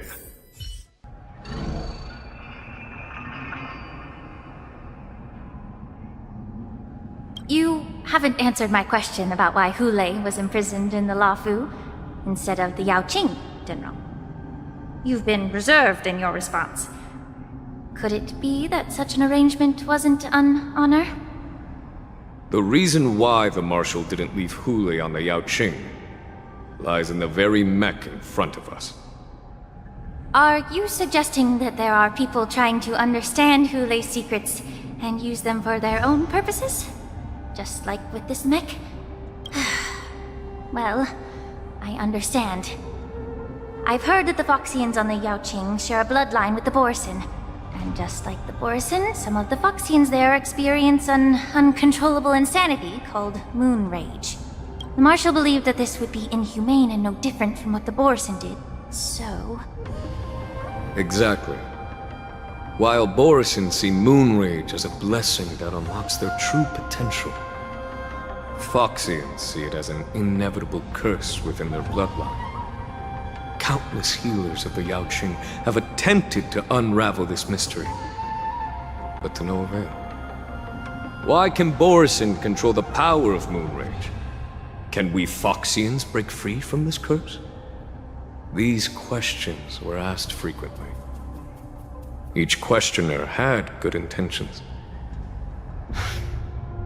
But the road to catastrophe is paved with good intentions. To the Foxians of the Yaoqing, Holaay was not only the warhead of the Borisin, but also a monster that could be the subject of much research. Holaay thus became a poison that corrupted people's minds without their knowing. That's why the Marshal decided to imprison Holaay and the Lafu. It wasn't an honor, but rather a warning. Because such selfish pursuits in the name of good intentions once led to a tragedy on the Lafu that served as a warning to future generations. The sedition of Imbibitor Lunae. By imprisoning Holaay and the Xianzhou Lafu, the Marshal both suppressed the dangerous intentions of the Yaoqing Foxians and warned the Xianzhou Lafu to refrain from repeating its mistake. That was a necessary trade-off. The Xianzhou alliance is not solely about the Xianzhou natives. Only when all three races, Foxian, Videodora, and Xianzhou natives, form an alliance, will there be a promising future for all. Thank you for enlightening me.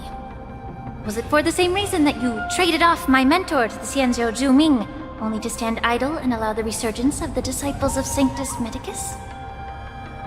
You said that I couldn't bear to cut out the malignant tumor within the Alchemy Commission, but instead exiled the healer who tried to solve the problem to the Xianzhou Zhuming. But did your mentor tell you her good intentions led her to perform certain healing arts on Dan Heng, who had just finished his hatching rebirth,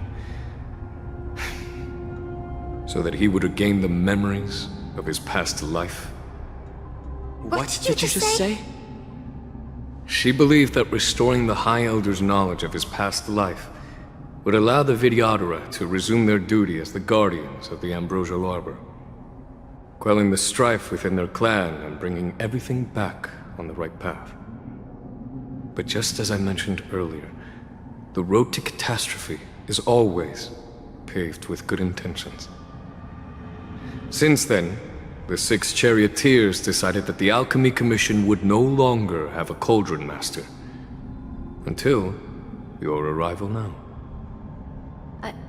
If that's the case, I should thank you for protecting my mentor by exiling her, General. Quite the contrary. I should be the one thanking you. Thanking me?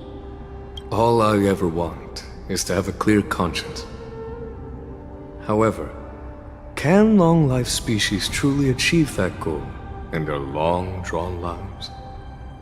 For example, you were implicated along with your mentor, and forced to leave your homeland without knowing the truth. And now, with the complicated situation in the Alchemy Commission, the Alliance has spared me a lot of trouble by sending you to handle this challenging task. Shouldn't I be thanking you instead? Your eloquence is indeed impressive, the divine foresight. You won't even leave me any excuses to hold a grudge against you. But, let me make it clear. The Alliance sent me here to handle the business impartially, not to choose sides. It doesn't matter which side you choose, Miss Lingshaw. At the end of the day, both you and I stand on the side of the Alliance, don't we?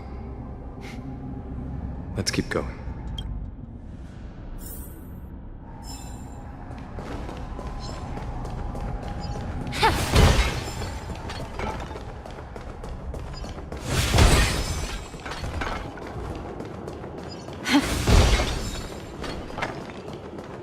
Incense ascends, entwined with ethereal clouds.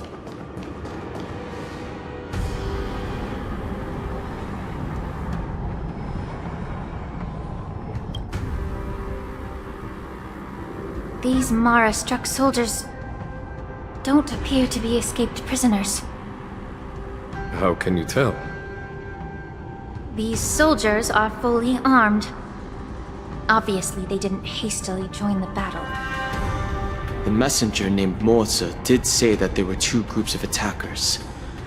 And the other attackers, aside from the Borson, could hide their tracks. I believe he was referring to these people. Hide their tracks? Exactly.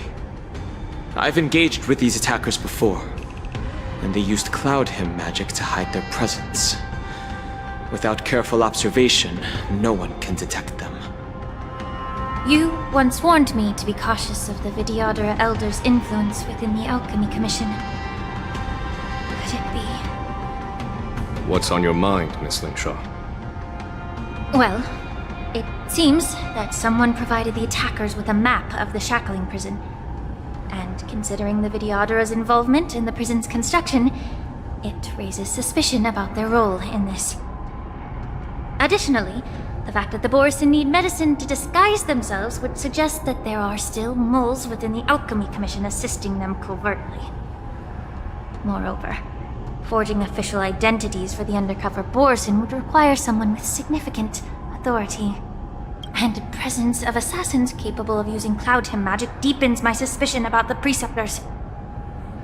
But why would the Videodora collude with the Borson and aid in Hulei's escape? They aim to spread chaos. They believe that only in chaos can they regain their former power and influence.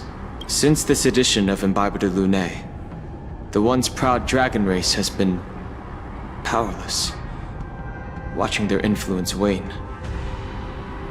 Being a native of the Luofu, Miss Lingsha, I believe you understand the implications. However, I don't think the Preceptors are the true masterminds. If I'm not mistaken, the one behind all this treachery is the Lord Ravager who exploited the weaknesses within the Luofu and instigated the disciples of Sanctus Medicus, ultimately leading to the Ambrosial Arbor's resurrection. Fentilia. Please remember, General, that everything I've mentioned is mere speculation. We need concrete evidence for a public trial. If you want to interrogate someone within the Videodora's ranks, you'll need irrefutable proof. So, what's your plan? I'll send an invitation to the Preceptors. An invitation? The Preceptors have been inviting me for a personal meeting since my arrival on the Luofu. Now, I'll send them the remains of these Mara-struck soldiers and the route map I found in the prisoner's possession. Then, I'll ask them to meet me at Scale Gorge Waterscape. I'd like to hear their explanations. Good idea. If I were to take action, it might alert the true mastermind. I trust you to handle this matter, Miss Lingsha. The internal affairs of the Videodora should remain under their jurisdiction. And don't worry if things don't go smoothly. Once the wolf hunt operation is over, the hidden truths will come to light. Speaking of the wolf hunt operation, I'm truly worried about the Yaoqing messenger who was taken hostage. Hulei was starving in the shackling prison for centuries. I don't know if the messenger can survive in that wolf's clutches. May Rainbow's blessing keep him safe.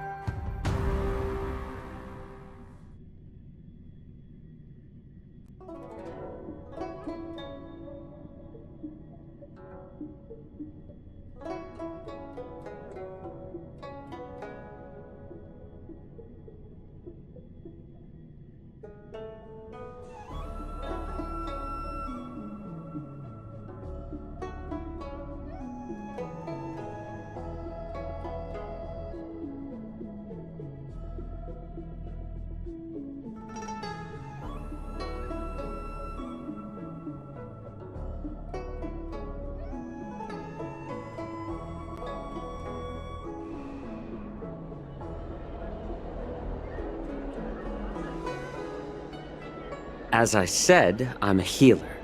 But my art of healing requires the culinary arts to be truly effective.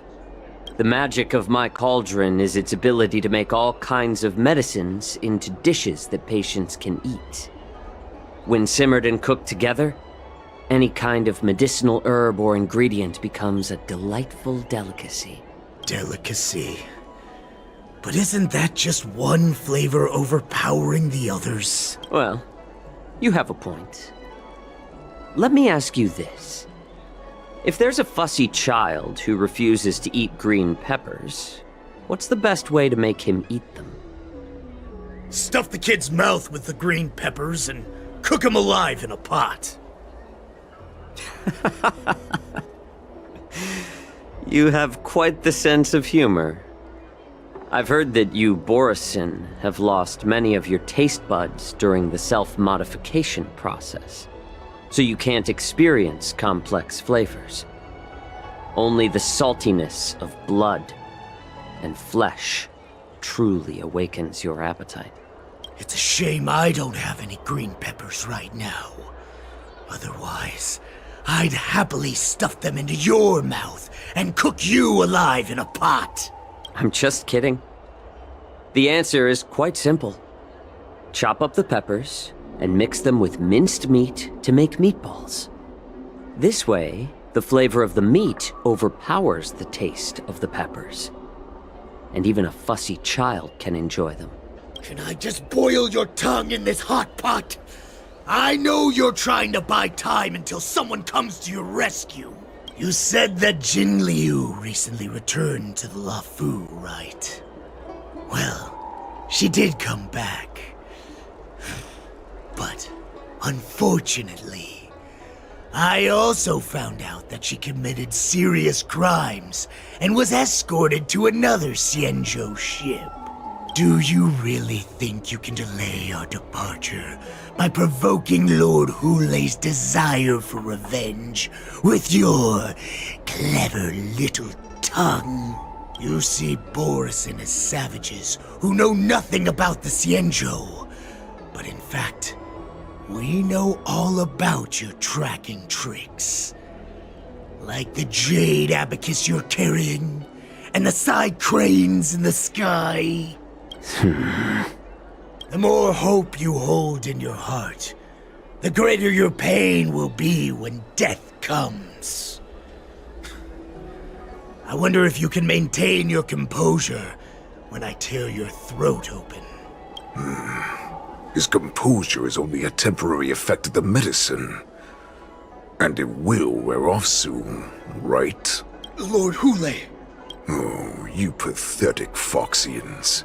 For thousands of years, we were the ones who allowed you to live, and who granted you civilization. But in the end, you chose to betray us for the freedom promised by the Xianzhou people. But it's all right. As long as you catch the scent of your masters, you obediently return to us. No matter how far you run away. Hulay. Have you ever wondered why it took them 7 centuries to come to your rescue? The Borison's era has long passed. Did they ever tell you these harsh facts before giving you hope for returning home? Lord Hulay? Now they're being crushed by the Merlin's claw of the Yao Qing, by a Foxian.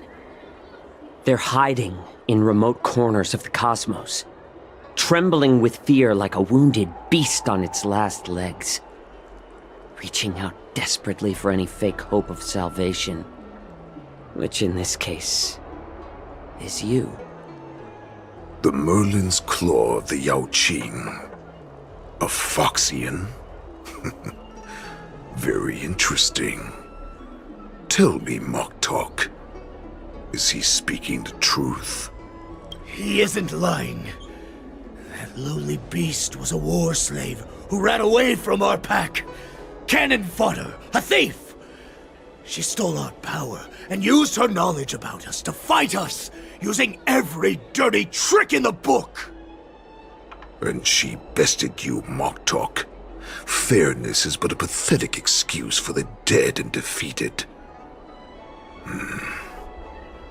Since our great pack has fallen apart, who told you that I was alive? And who sent you here? In our darkest hours, it was a prophet of the Master of Immortality, named Mongus, who showed us the way. Her guidance brought us hope.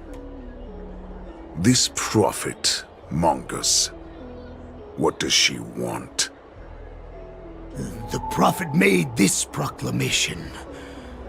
The Borison have been divided for too long, and only your return can unite all the packs, restoring us to our former glory. That's when we learned that you were still alive. It This must have been a manifestation of the Master of Immortality! And the Prophet told us that the Foxian General of the Yao Qing would take you to her ship during the Lafu's war dance! And that it would be our best chance to infiltrate and free you from your prison! And just as she said, we did it!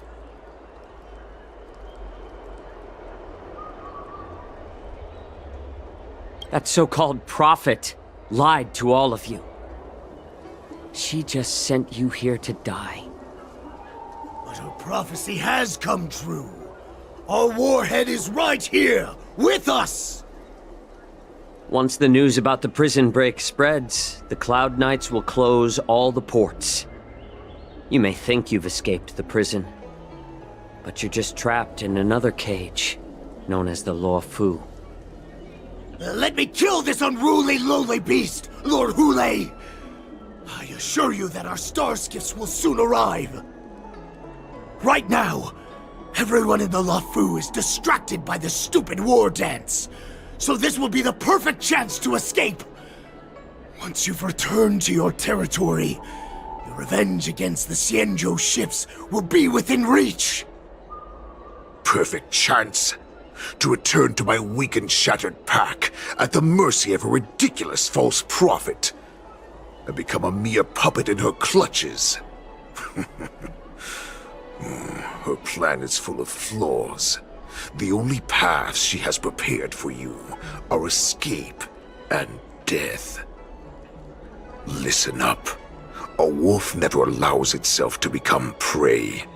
From now on, you'll follow my orders. Since you are so confident that the Cloud Knights will close the ports, Jiao Chou, I'm now giving you a chance to go and see it for yourself. Go to the ports, come back, and tell me what you saw. Wait, what did you just say? But my lord! Would an alpha wolf ever listen to a cub, Moktok? No, I've never heard anything like that. I wasn't trying to defy your will. I will always unquestioningly follow your orders. Just a little pre-hunt entertainment. Don't you want to run away? You will come back. Because Foxians like you always obediently return to their masters, no matter how far they run away.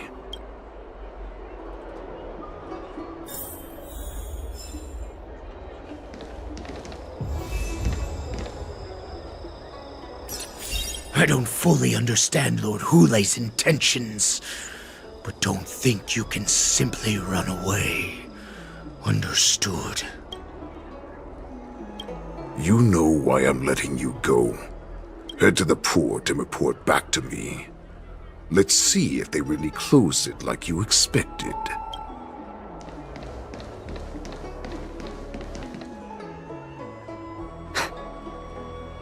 I can't believe he actually let me go. What game is he playing? Perhaps I can try to warn the Cloud Knights. No.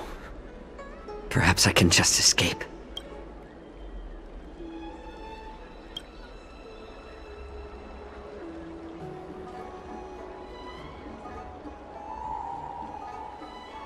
Just as I suspected. He's testing me. The Cloud Knights must have been aware of the situation inside the shackling prison for some time. Will General Fei Xiao personally lead a squad to capture Holaay? For now, I'll do as he asked.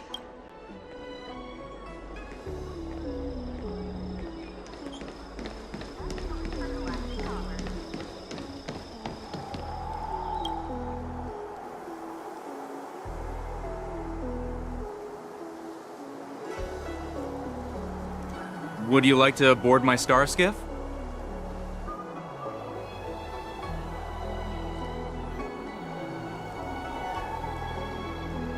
Well, my little star skiff can't accommodate that many.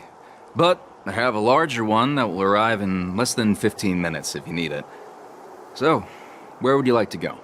We need to hurry, wherever we're going. The war dance is about to start, and the Skyfaring Commission is prioritizing star skiffs heading to the Sky Splitter. Close the ports? Why would they do that?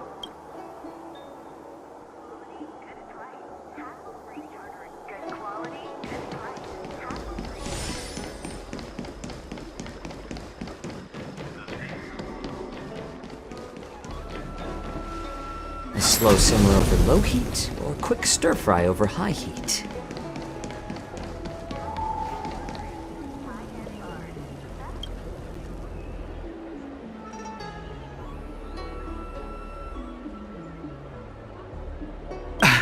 I'm sorry, but the Realm Keeping Commission Chancery is currently closed. All the officers and officials have been reassigned to assist in the war dance. Hey, although we're short-staffed at the moment, if there's anything I can do to help, please feel free to ask me.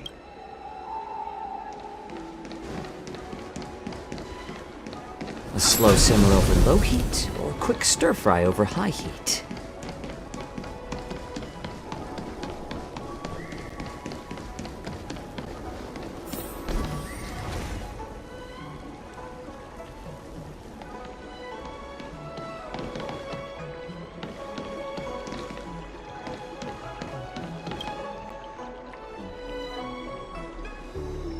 Hey there. I noticed you'd been looking at me for quite a while. Do you need my help? Understood. Please come to me if you need any help.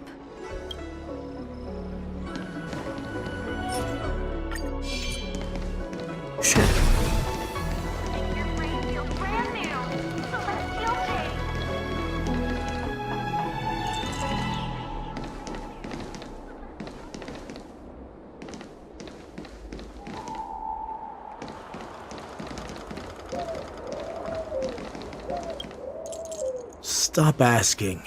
I'm off duty now. Go bother someone else.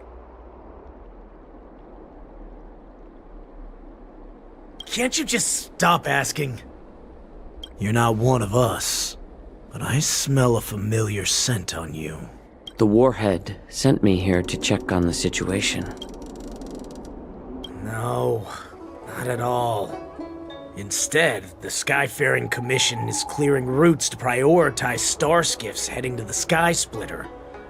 This will make our ships more noticeable when we try to escape. The ports haven't been closed? What is going on? Stalling won't help. It's time to confront Holaay and see what tricks he's up to.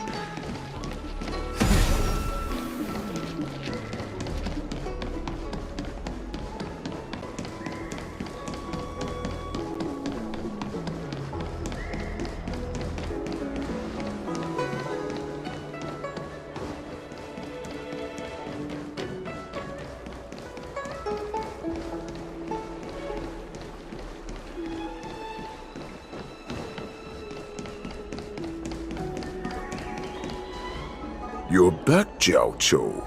You were closely watching me, weren't you? And if I sought help from anyone, your people would kill them. Was that your plan, Holaay? Oh, exactly as you said.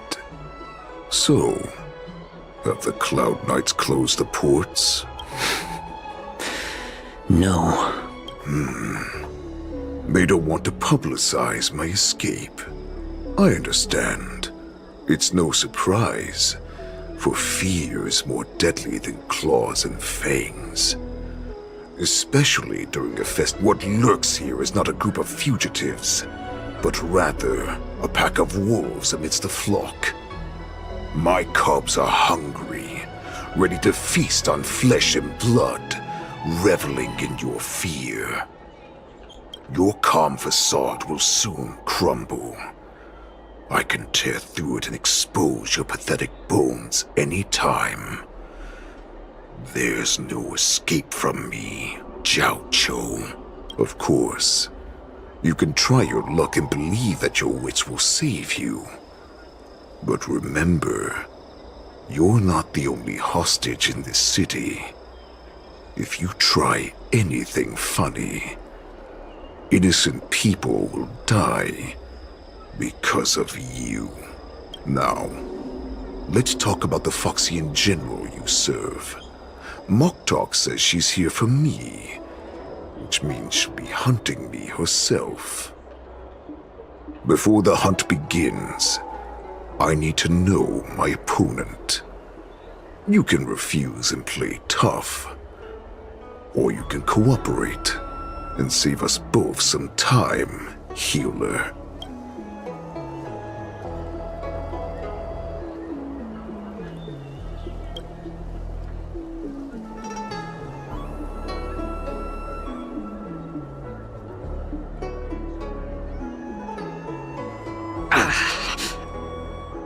Good. At least you didn't try to draw attention with a scream. That way no one will die in vain. Fine. I'll tell you what you want to know about her. But I expect something in return. What makes you think you're still in a position to negotiate with me? You can torture me until I talk. Or let's save us both some time. Warhead. Here's the question that's been bothering me. How have you managed to survive and endure centuries of torture? Borison aren't supposed to live that long, or possess such regenerative abilities. So, is that why the Shenjiao Yaoqing wanted to take me away? To some, I'm a hostage, but to others, I hold the secrets they desire. I still remember, in the early years of my captivity, the Foxians came and went. They extracted my blood and marrow, trying to unravel the mystery of moon rage. They wanted to conquer their fear of the Borison and free themselves from their bloodline. Unfortunately, they failed to uncover the secret. So, they resorted to the most brutal punishments they could imagine. Some seek power to destroy their enemies, while others seek power to become their enemies. Which one are you, Jiao Cho? I see. You're the most pitiful of them all, healer of the Yaoqing. You seek power to share it with others and do good. Well, then let me tell you the answer you seek. In our ancient legends, Duran, the ancestor of the Borison, was dissatisfied with his limited lifespan and power. He yearned to dominate the skies and become the master of all the stars. To achieve his goal, he sacrificed the lives of countless Borison and Foxians, pouring them into the spring bestowed by the Master of Immortality. Through a form of genetic sorcery, the water gave birth to a miracle. The lunar embryo. Duran ascended the birthing bed and obtained what he desired, a heart in the shape of a deep red full moon. He cut open his chest and replaced his original heart with this crimson moon.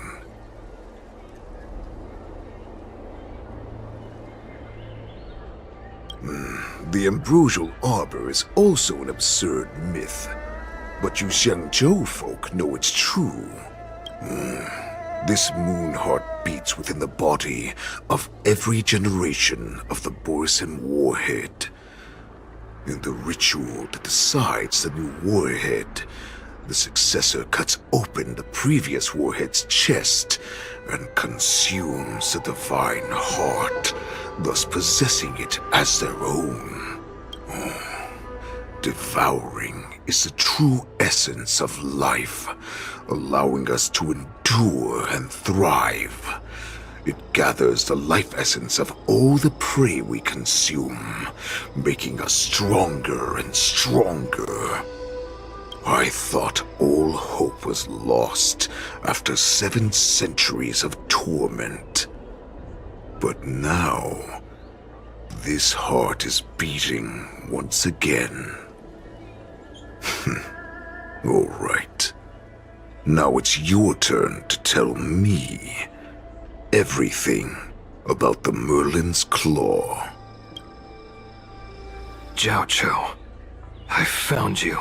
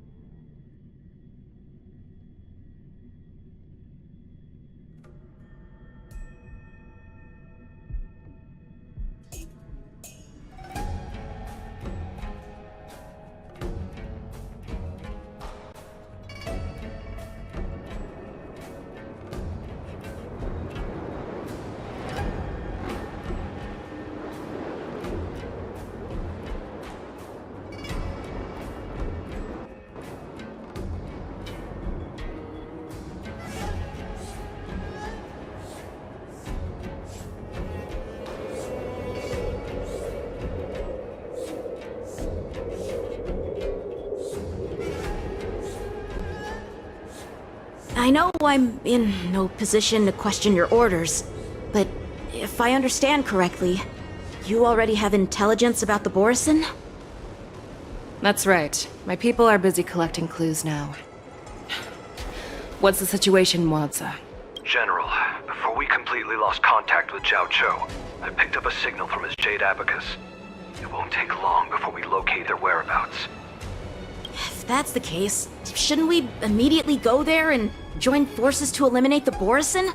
Why are we returning to Stargazer Navalia? Looks like your general has only taught you swordplay, not the art of the hunt.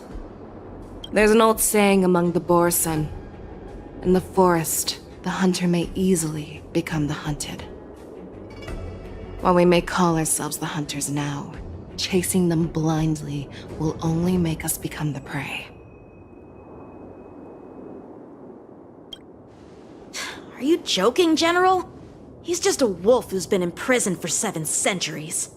Even with his accomplices, they're no match for us numerous Lawfu Cloud Knights. How could he consider us his prey? Do not underestimate the enemy. Holaay is not an ordinary Borsen that can be easily killed. The advantage in numbers means nothing when we face that monster. A vicious beast who hasn't tasted blood and flesh in 7 centuries is now lurking on the streets of the Lawfu right before the war dance. This is what makes the situation treacherous and unpredictable. To him, the lives of ordinary people are just meat, ready to be devoured at any moment. Exactly. That is why we must succeed in our first strike, or the situation will spiral out of control. You've heard of this military tactic, right? When you surround your enemy, leave one side open for them to escape. A skilled hunter must be well prepared, waiting for the prey at the most advantageous position. What would we do if we were the escapees from the shackling prison? While we can disguise ourselves and blend in with the crowd, we don't plan on staying here for long. In this case, what do we need most now? A star skiff to get us out of the Lawfu. The Borsen we discovered at Stargazer Navalia were actually preparing a vessel for their escape.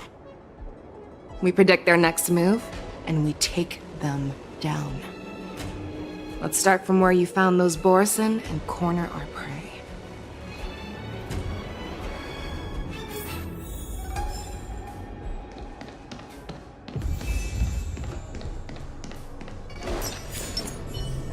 Will of preservation!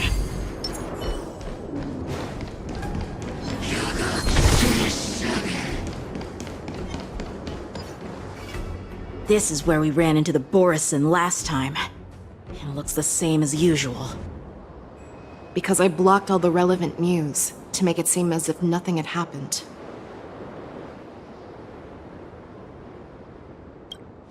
Losing contact with their accomplices preparing the star skiff will surely put them on guard. However, the more well-prepared a plan is, the longer it takes to adjust when it's disrupted. If any Borison wants to stick to the original plan despite the risks, they'll surely come back to Stargazer Navalia to check the situation. Are you suggesting that there are Borison here at Stargazer Navalia right now? This is an automated area. So don't you think that there are a bit too many people here today? First, look at those 2 Skyfaring Commission staff members. They've been observing us in secret since we arrived here. Then there's a Cloud Knight soldier over there. Perhaps he's here for patrol, but each patrol team must consist of 2 members. And obviously, he is not following the rules. Lastly, there's that craftsman wearing Artisanship Commission clothing. He's unusually focused on checking that device. If you have a target in mind, let's go investigate.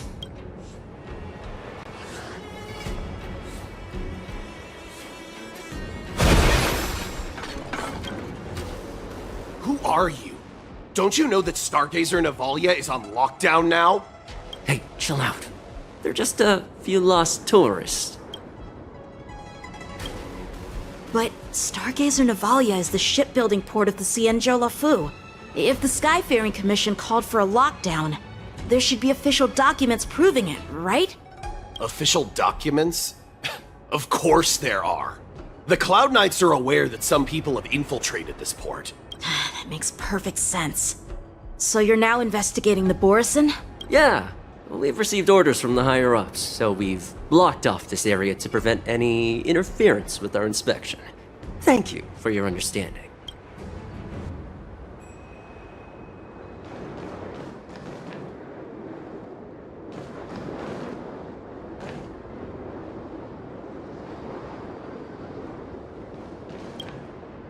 Hey, you there! Please refrain from wandering around Stargazer Navalia if you're not... Oh, it's you, Lieutenant Yenching. I'm an official staff member assigned to investigate a peculiar issue. A peculiar issue? Yeah, we've had some unscheduled star skiffs being constructed at this dock in Stargazer Navalia. Could there have been an error in the production planning for the assembly line? This is just weird. I thought all the pending star skiffs from before the war dance had been scheduled already. I'm sorry, but I need to focus on my work right now. If you have any questions, we can discuss them later.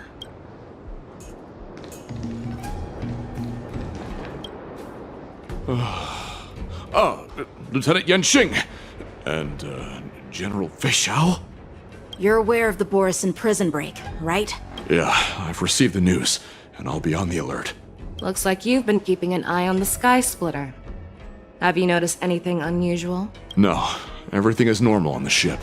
Nothing out of the ordinary.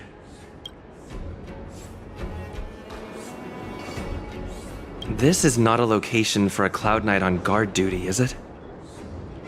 Well, this spot offers a great view. Are you here to keep an eye on the Sky Splitter? Yes. You've been observing the Sky Splitter for a while. Have you noticed anything? Honestly, just watching the ship from here isn't too thrilling. I wish I could go on board and witness Lieutenant Yenching's contests. Speaking of which, Lieutenant Yenching, aren't you supposed to be on the Sky Splitter? Is it alright for you to be here instead? Thank you for your concern, but I have more pressing matters to attend to.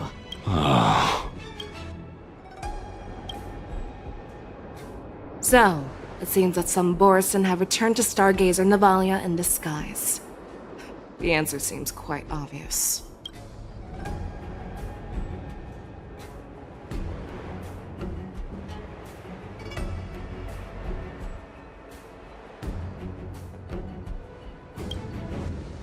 I believe he was just slacking off. In my opinion, the staff members from the Skyfaring Commission appear more suspicious.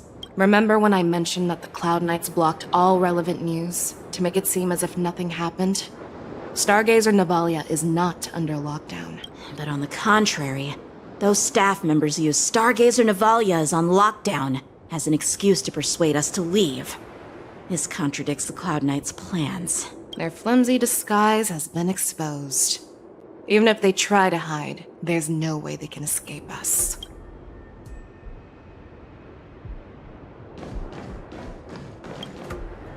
Why are you still here? As I said, Stargazer Navalia is on lockdown now. No, I never issued such an order. Who are you?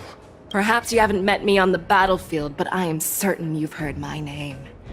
Now I'm asking you a question, so answer me. Tell me, how many more of your comrades are here? Where were you planning to meet Holaay? This woman, she's the general of the Yaoxing. What are you still waiting for? Attack her!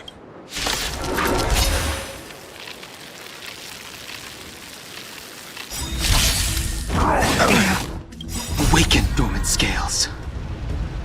World-cleansing dragon. Inevitable. Stay back, Clara. I'm asking questions. A test. The strength. Heaven surge. Rise! It's time.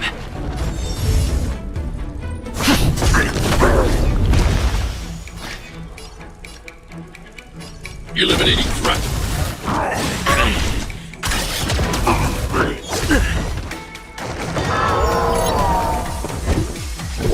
Answer me. The times are changed.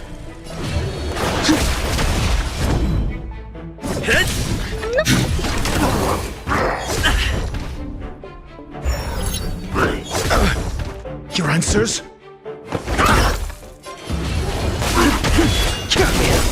Lance attack! I need to be... Eliminating threat. Run! Tell Lord Moktok about this!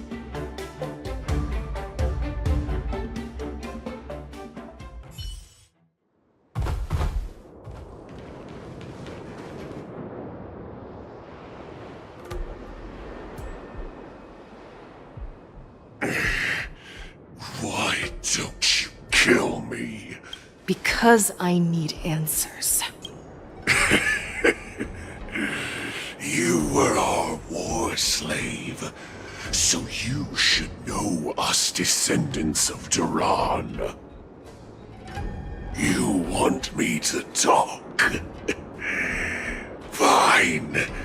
Try whatever you want, but I assure you, you won't get anything from me. Only fangs and blood. If I were to do that, I wouldn't be any different from you. I am the arrow that pierces the wolf's heart. I grant you a swift death. That's exactly what I desire. Wolves that leave the pack are prepared for the fate of never returning home. But sadly, you didn't catch my partner. He will alert them. Before you close your eyes, you should know that I allowed him to escape. Because he will lead the Cloud Knights to Hulaay's hideout.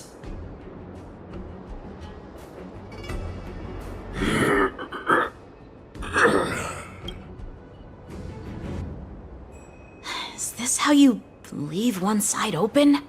You let that Borison escape so you could track him? This is the most common hunting tactic used by Borison. I know the methods of these abominations all too well. They always leave an escape route for their prey, allowing them to flee in fear. Then they chase them like it's a game. Borison get great satisfaction from the last struggles of their victims. Have you witnessed these things firsthand? That guy called you a war slave. What exactly have you experienced? Well, just a hazy past that I can barely recollect. Long ago, I was one of them.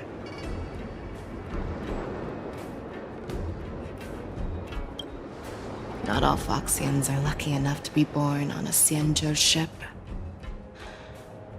I grew up in one of the worlds where Borisin roam, known as the Fallen Territories by the people of the Yaoqing. To the Wolf Masters, Foxians are nothing but property. Cannon fodder used to slow down the Xianzhou attacks on the battlefield. But you survived. And not only that, you became the general of the Yaoqing. If I get the chance, I'd love to hear stories of your past, General. Speaking of stories, you've reminded me that now is not the time for them.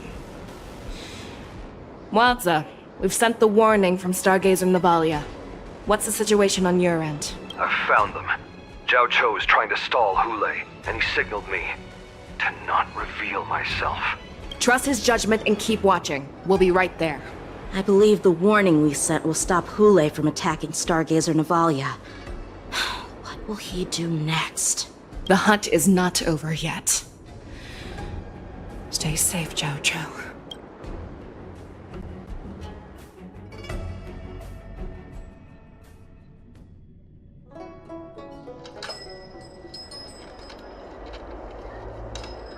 Please, save me.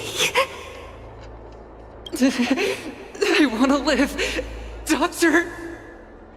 Zhao Cho, find a medical ingenium and give that kid a shot! Hurry! I see. How's the front line? The Borisin beast ships have already landed on the Fenghu. It won't be long before this place is overrun as well. What about General Yueyu? Any news from her? I'm her healer. I should stay by her side at a time like this. She asked me to tell you that she's not coming back. She must protect the Cloudpeer telescope. General asks you to save that kid. The girl fought desperately just to bring us all back here alive. I've never seen such a brutal fighting style. Her body, it's like she was split open. Just like... Her blood pressure is dropping. Do you hear me, Zhao Cho? Loud and clear.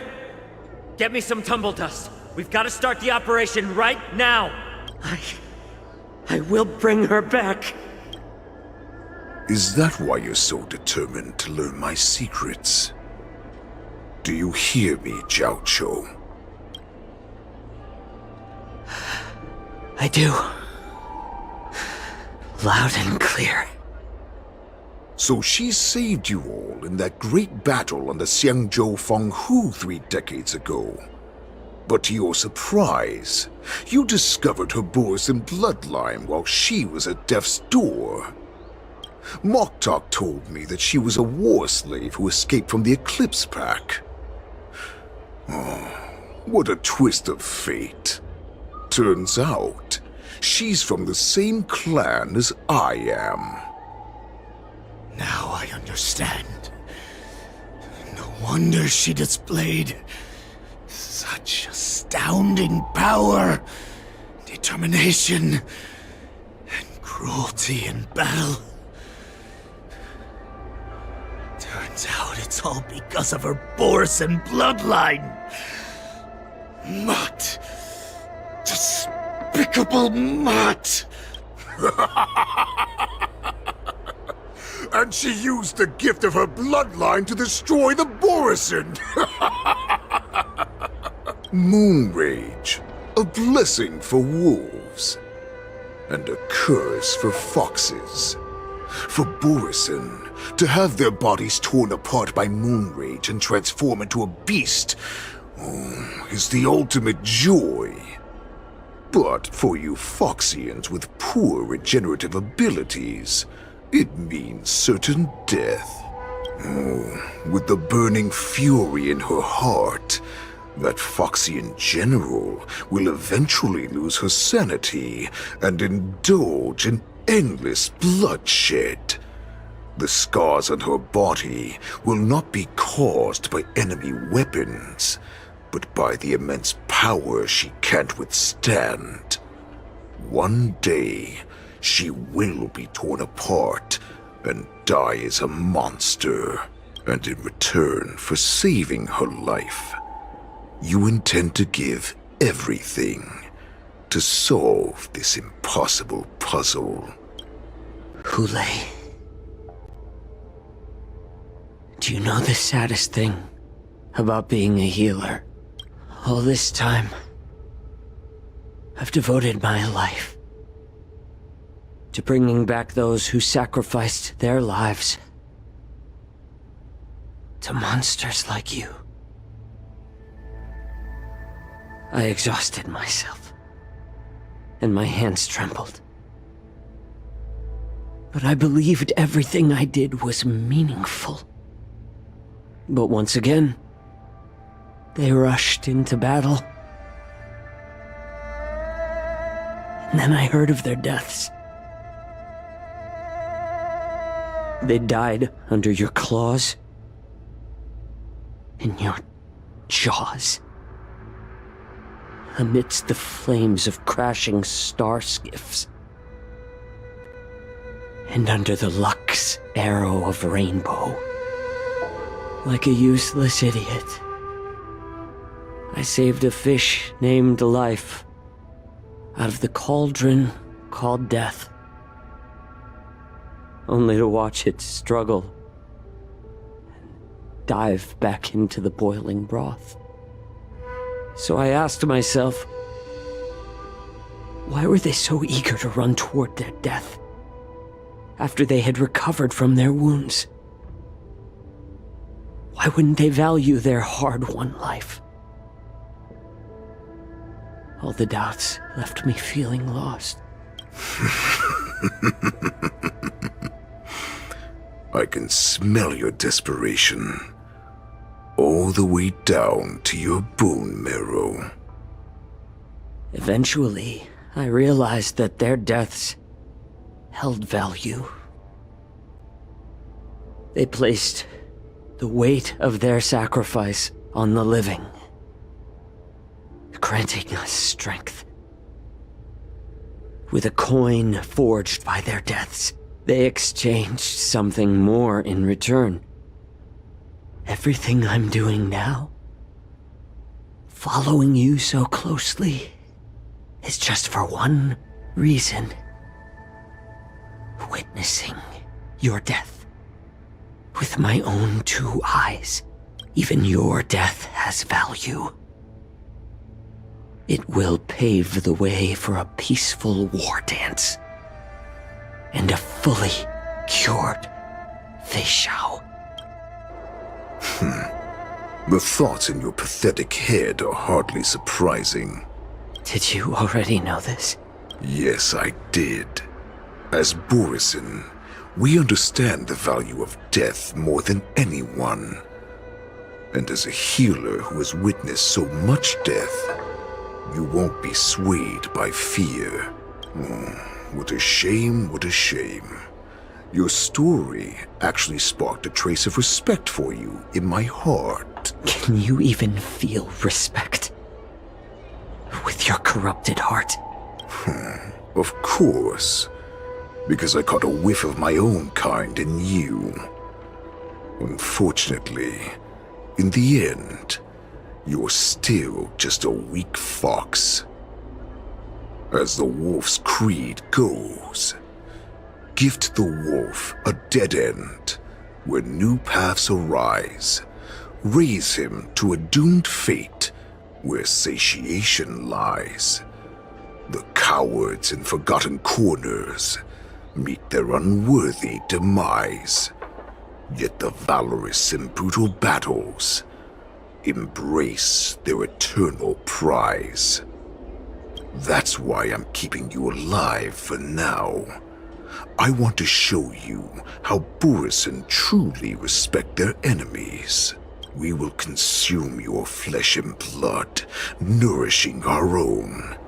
We will crush your hopes and dreams, clearing a path for our hunt. Your feeble souls will witness a new future.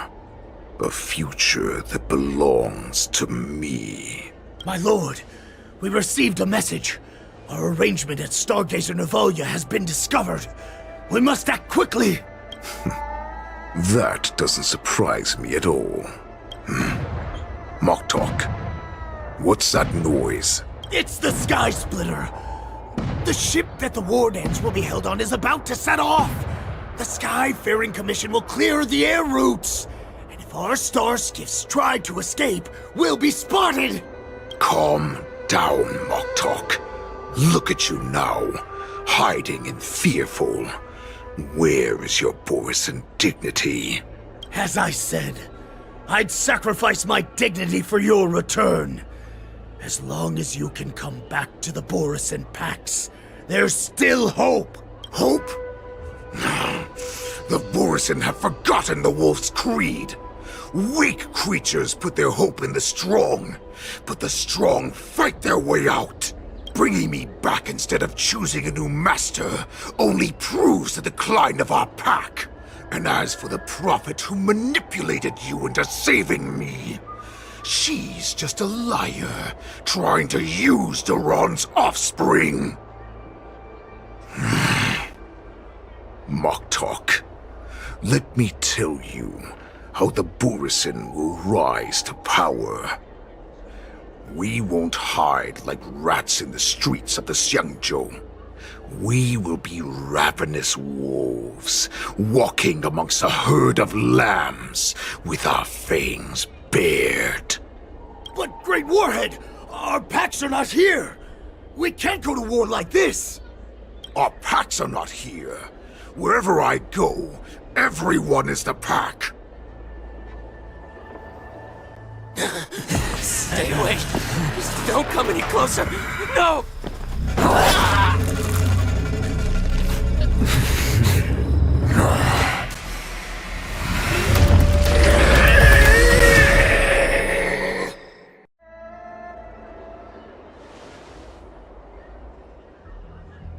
Moktok, we're the apex predators at the top of the hierarchy. As wolves, we create fear. We don't become servants to it. If you're blind to the path, I will be the crimson moon that lights the way for you. Share my crimson blood with our brethren. Use it to infect those Foxians and strike fear into their hearts. Now, you devious monkey, come out and face me. Chow Chow. Moza. Run. No, he can't run, and neither can you.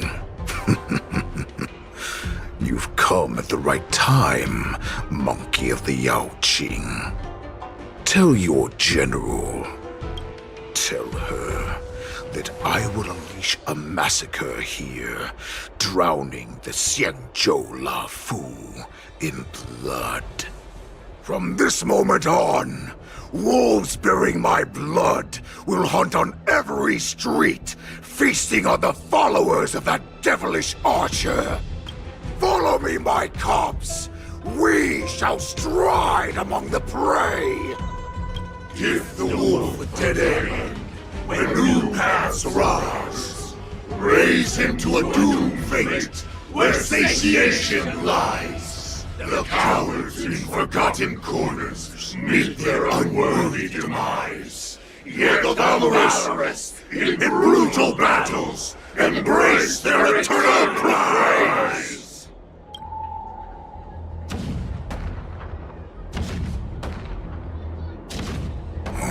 Do you hear that? The rumble of the cannons. It brings back all the memories of past battles within me. My return will bring back the Wolf's Creed. In my own way, I shall save our weakened pack and restore it to its former glory!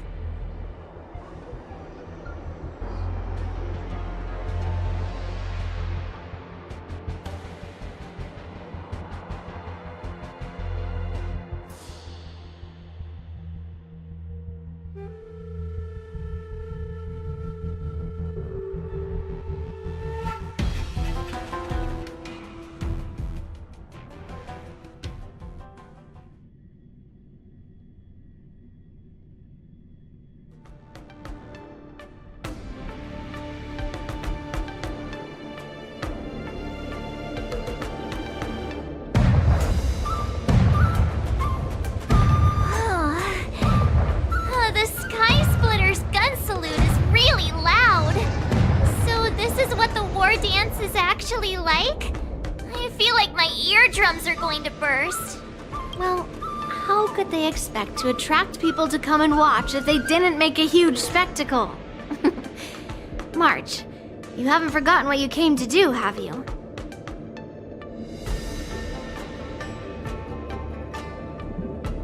Who am I? Where am I? What am I doing here? Look around you. Do you remember anything? Memories of falling from the sky into Taikian Stadium have come flooding back to me. We came to compete, didn't we? Great. You finally gotten your memory back. And I can put down old metal. As the saying goes, the disciple takes the toil of their master. Remember, you are here under the identity of a lawful swordmaster, taking the place of your no-good master Yenqing as the ringmaster. But what am I supposed to do if my opponent for this round is super talented and just wipes the floor with me in seconds? I'm still a beginner in swordplay. I don't know where I got the confidence when I agreed to help General Huaiyan. Come on, there's no need to worry about that. If you are defeated, then your opponent shall have to answer to me. Although, if that happens, the honor and the glory of the Xianzhou Luofu shall all be taken by the Juming. Master Yun Li, please, I'm about to compete. Can you say something that will give me a little confidence? March, think about the great storms that you, nameless of the Express, have weathered along your many journeys. There's no doubt that you have faced far more terrifying enemies than your opponents here today, right? Don't you feel a lot more relaxed looking at it that way?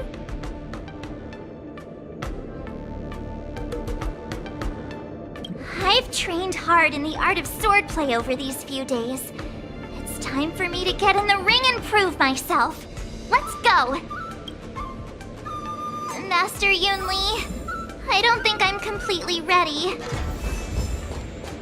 March, there is no such thing as completely ready. Peach blossoms and divine sword descend. Miss Yun Li, Miss March, this way, please. I was informed of your arrival by Madame Yukong and came to greet you personally. The news that you will be the ringmaster in place of Lieutenant Yenqing has been made public, Miss March. Just now, as I passed the contestants' hall, I overheard them all discussing this news. The most common question I heard was, who is March 7? If they ask you this, how will you introduce yourself? Do you have something prepared?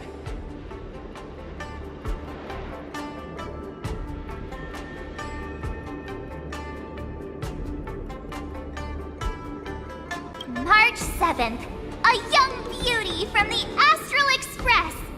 All right, when people ask you, you might as well tell them this loud and clear. I see you are both quite relaxed. Impressive, given the imminent danger you face. Miss Yun Li's contestant information was registered for the war dance a long time ago.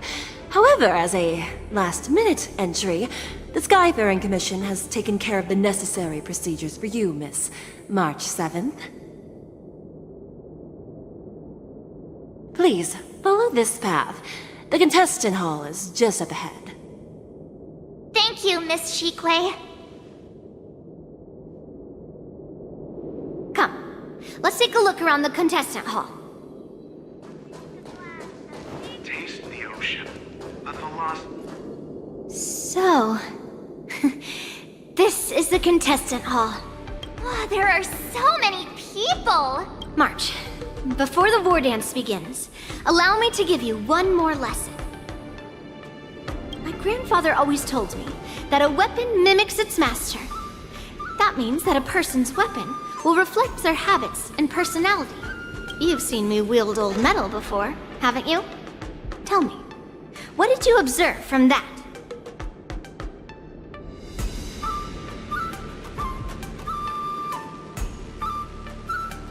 Waving around such a giant weapon, Master Yun Li favors using overwhelming force over strategy. You're not wrong.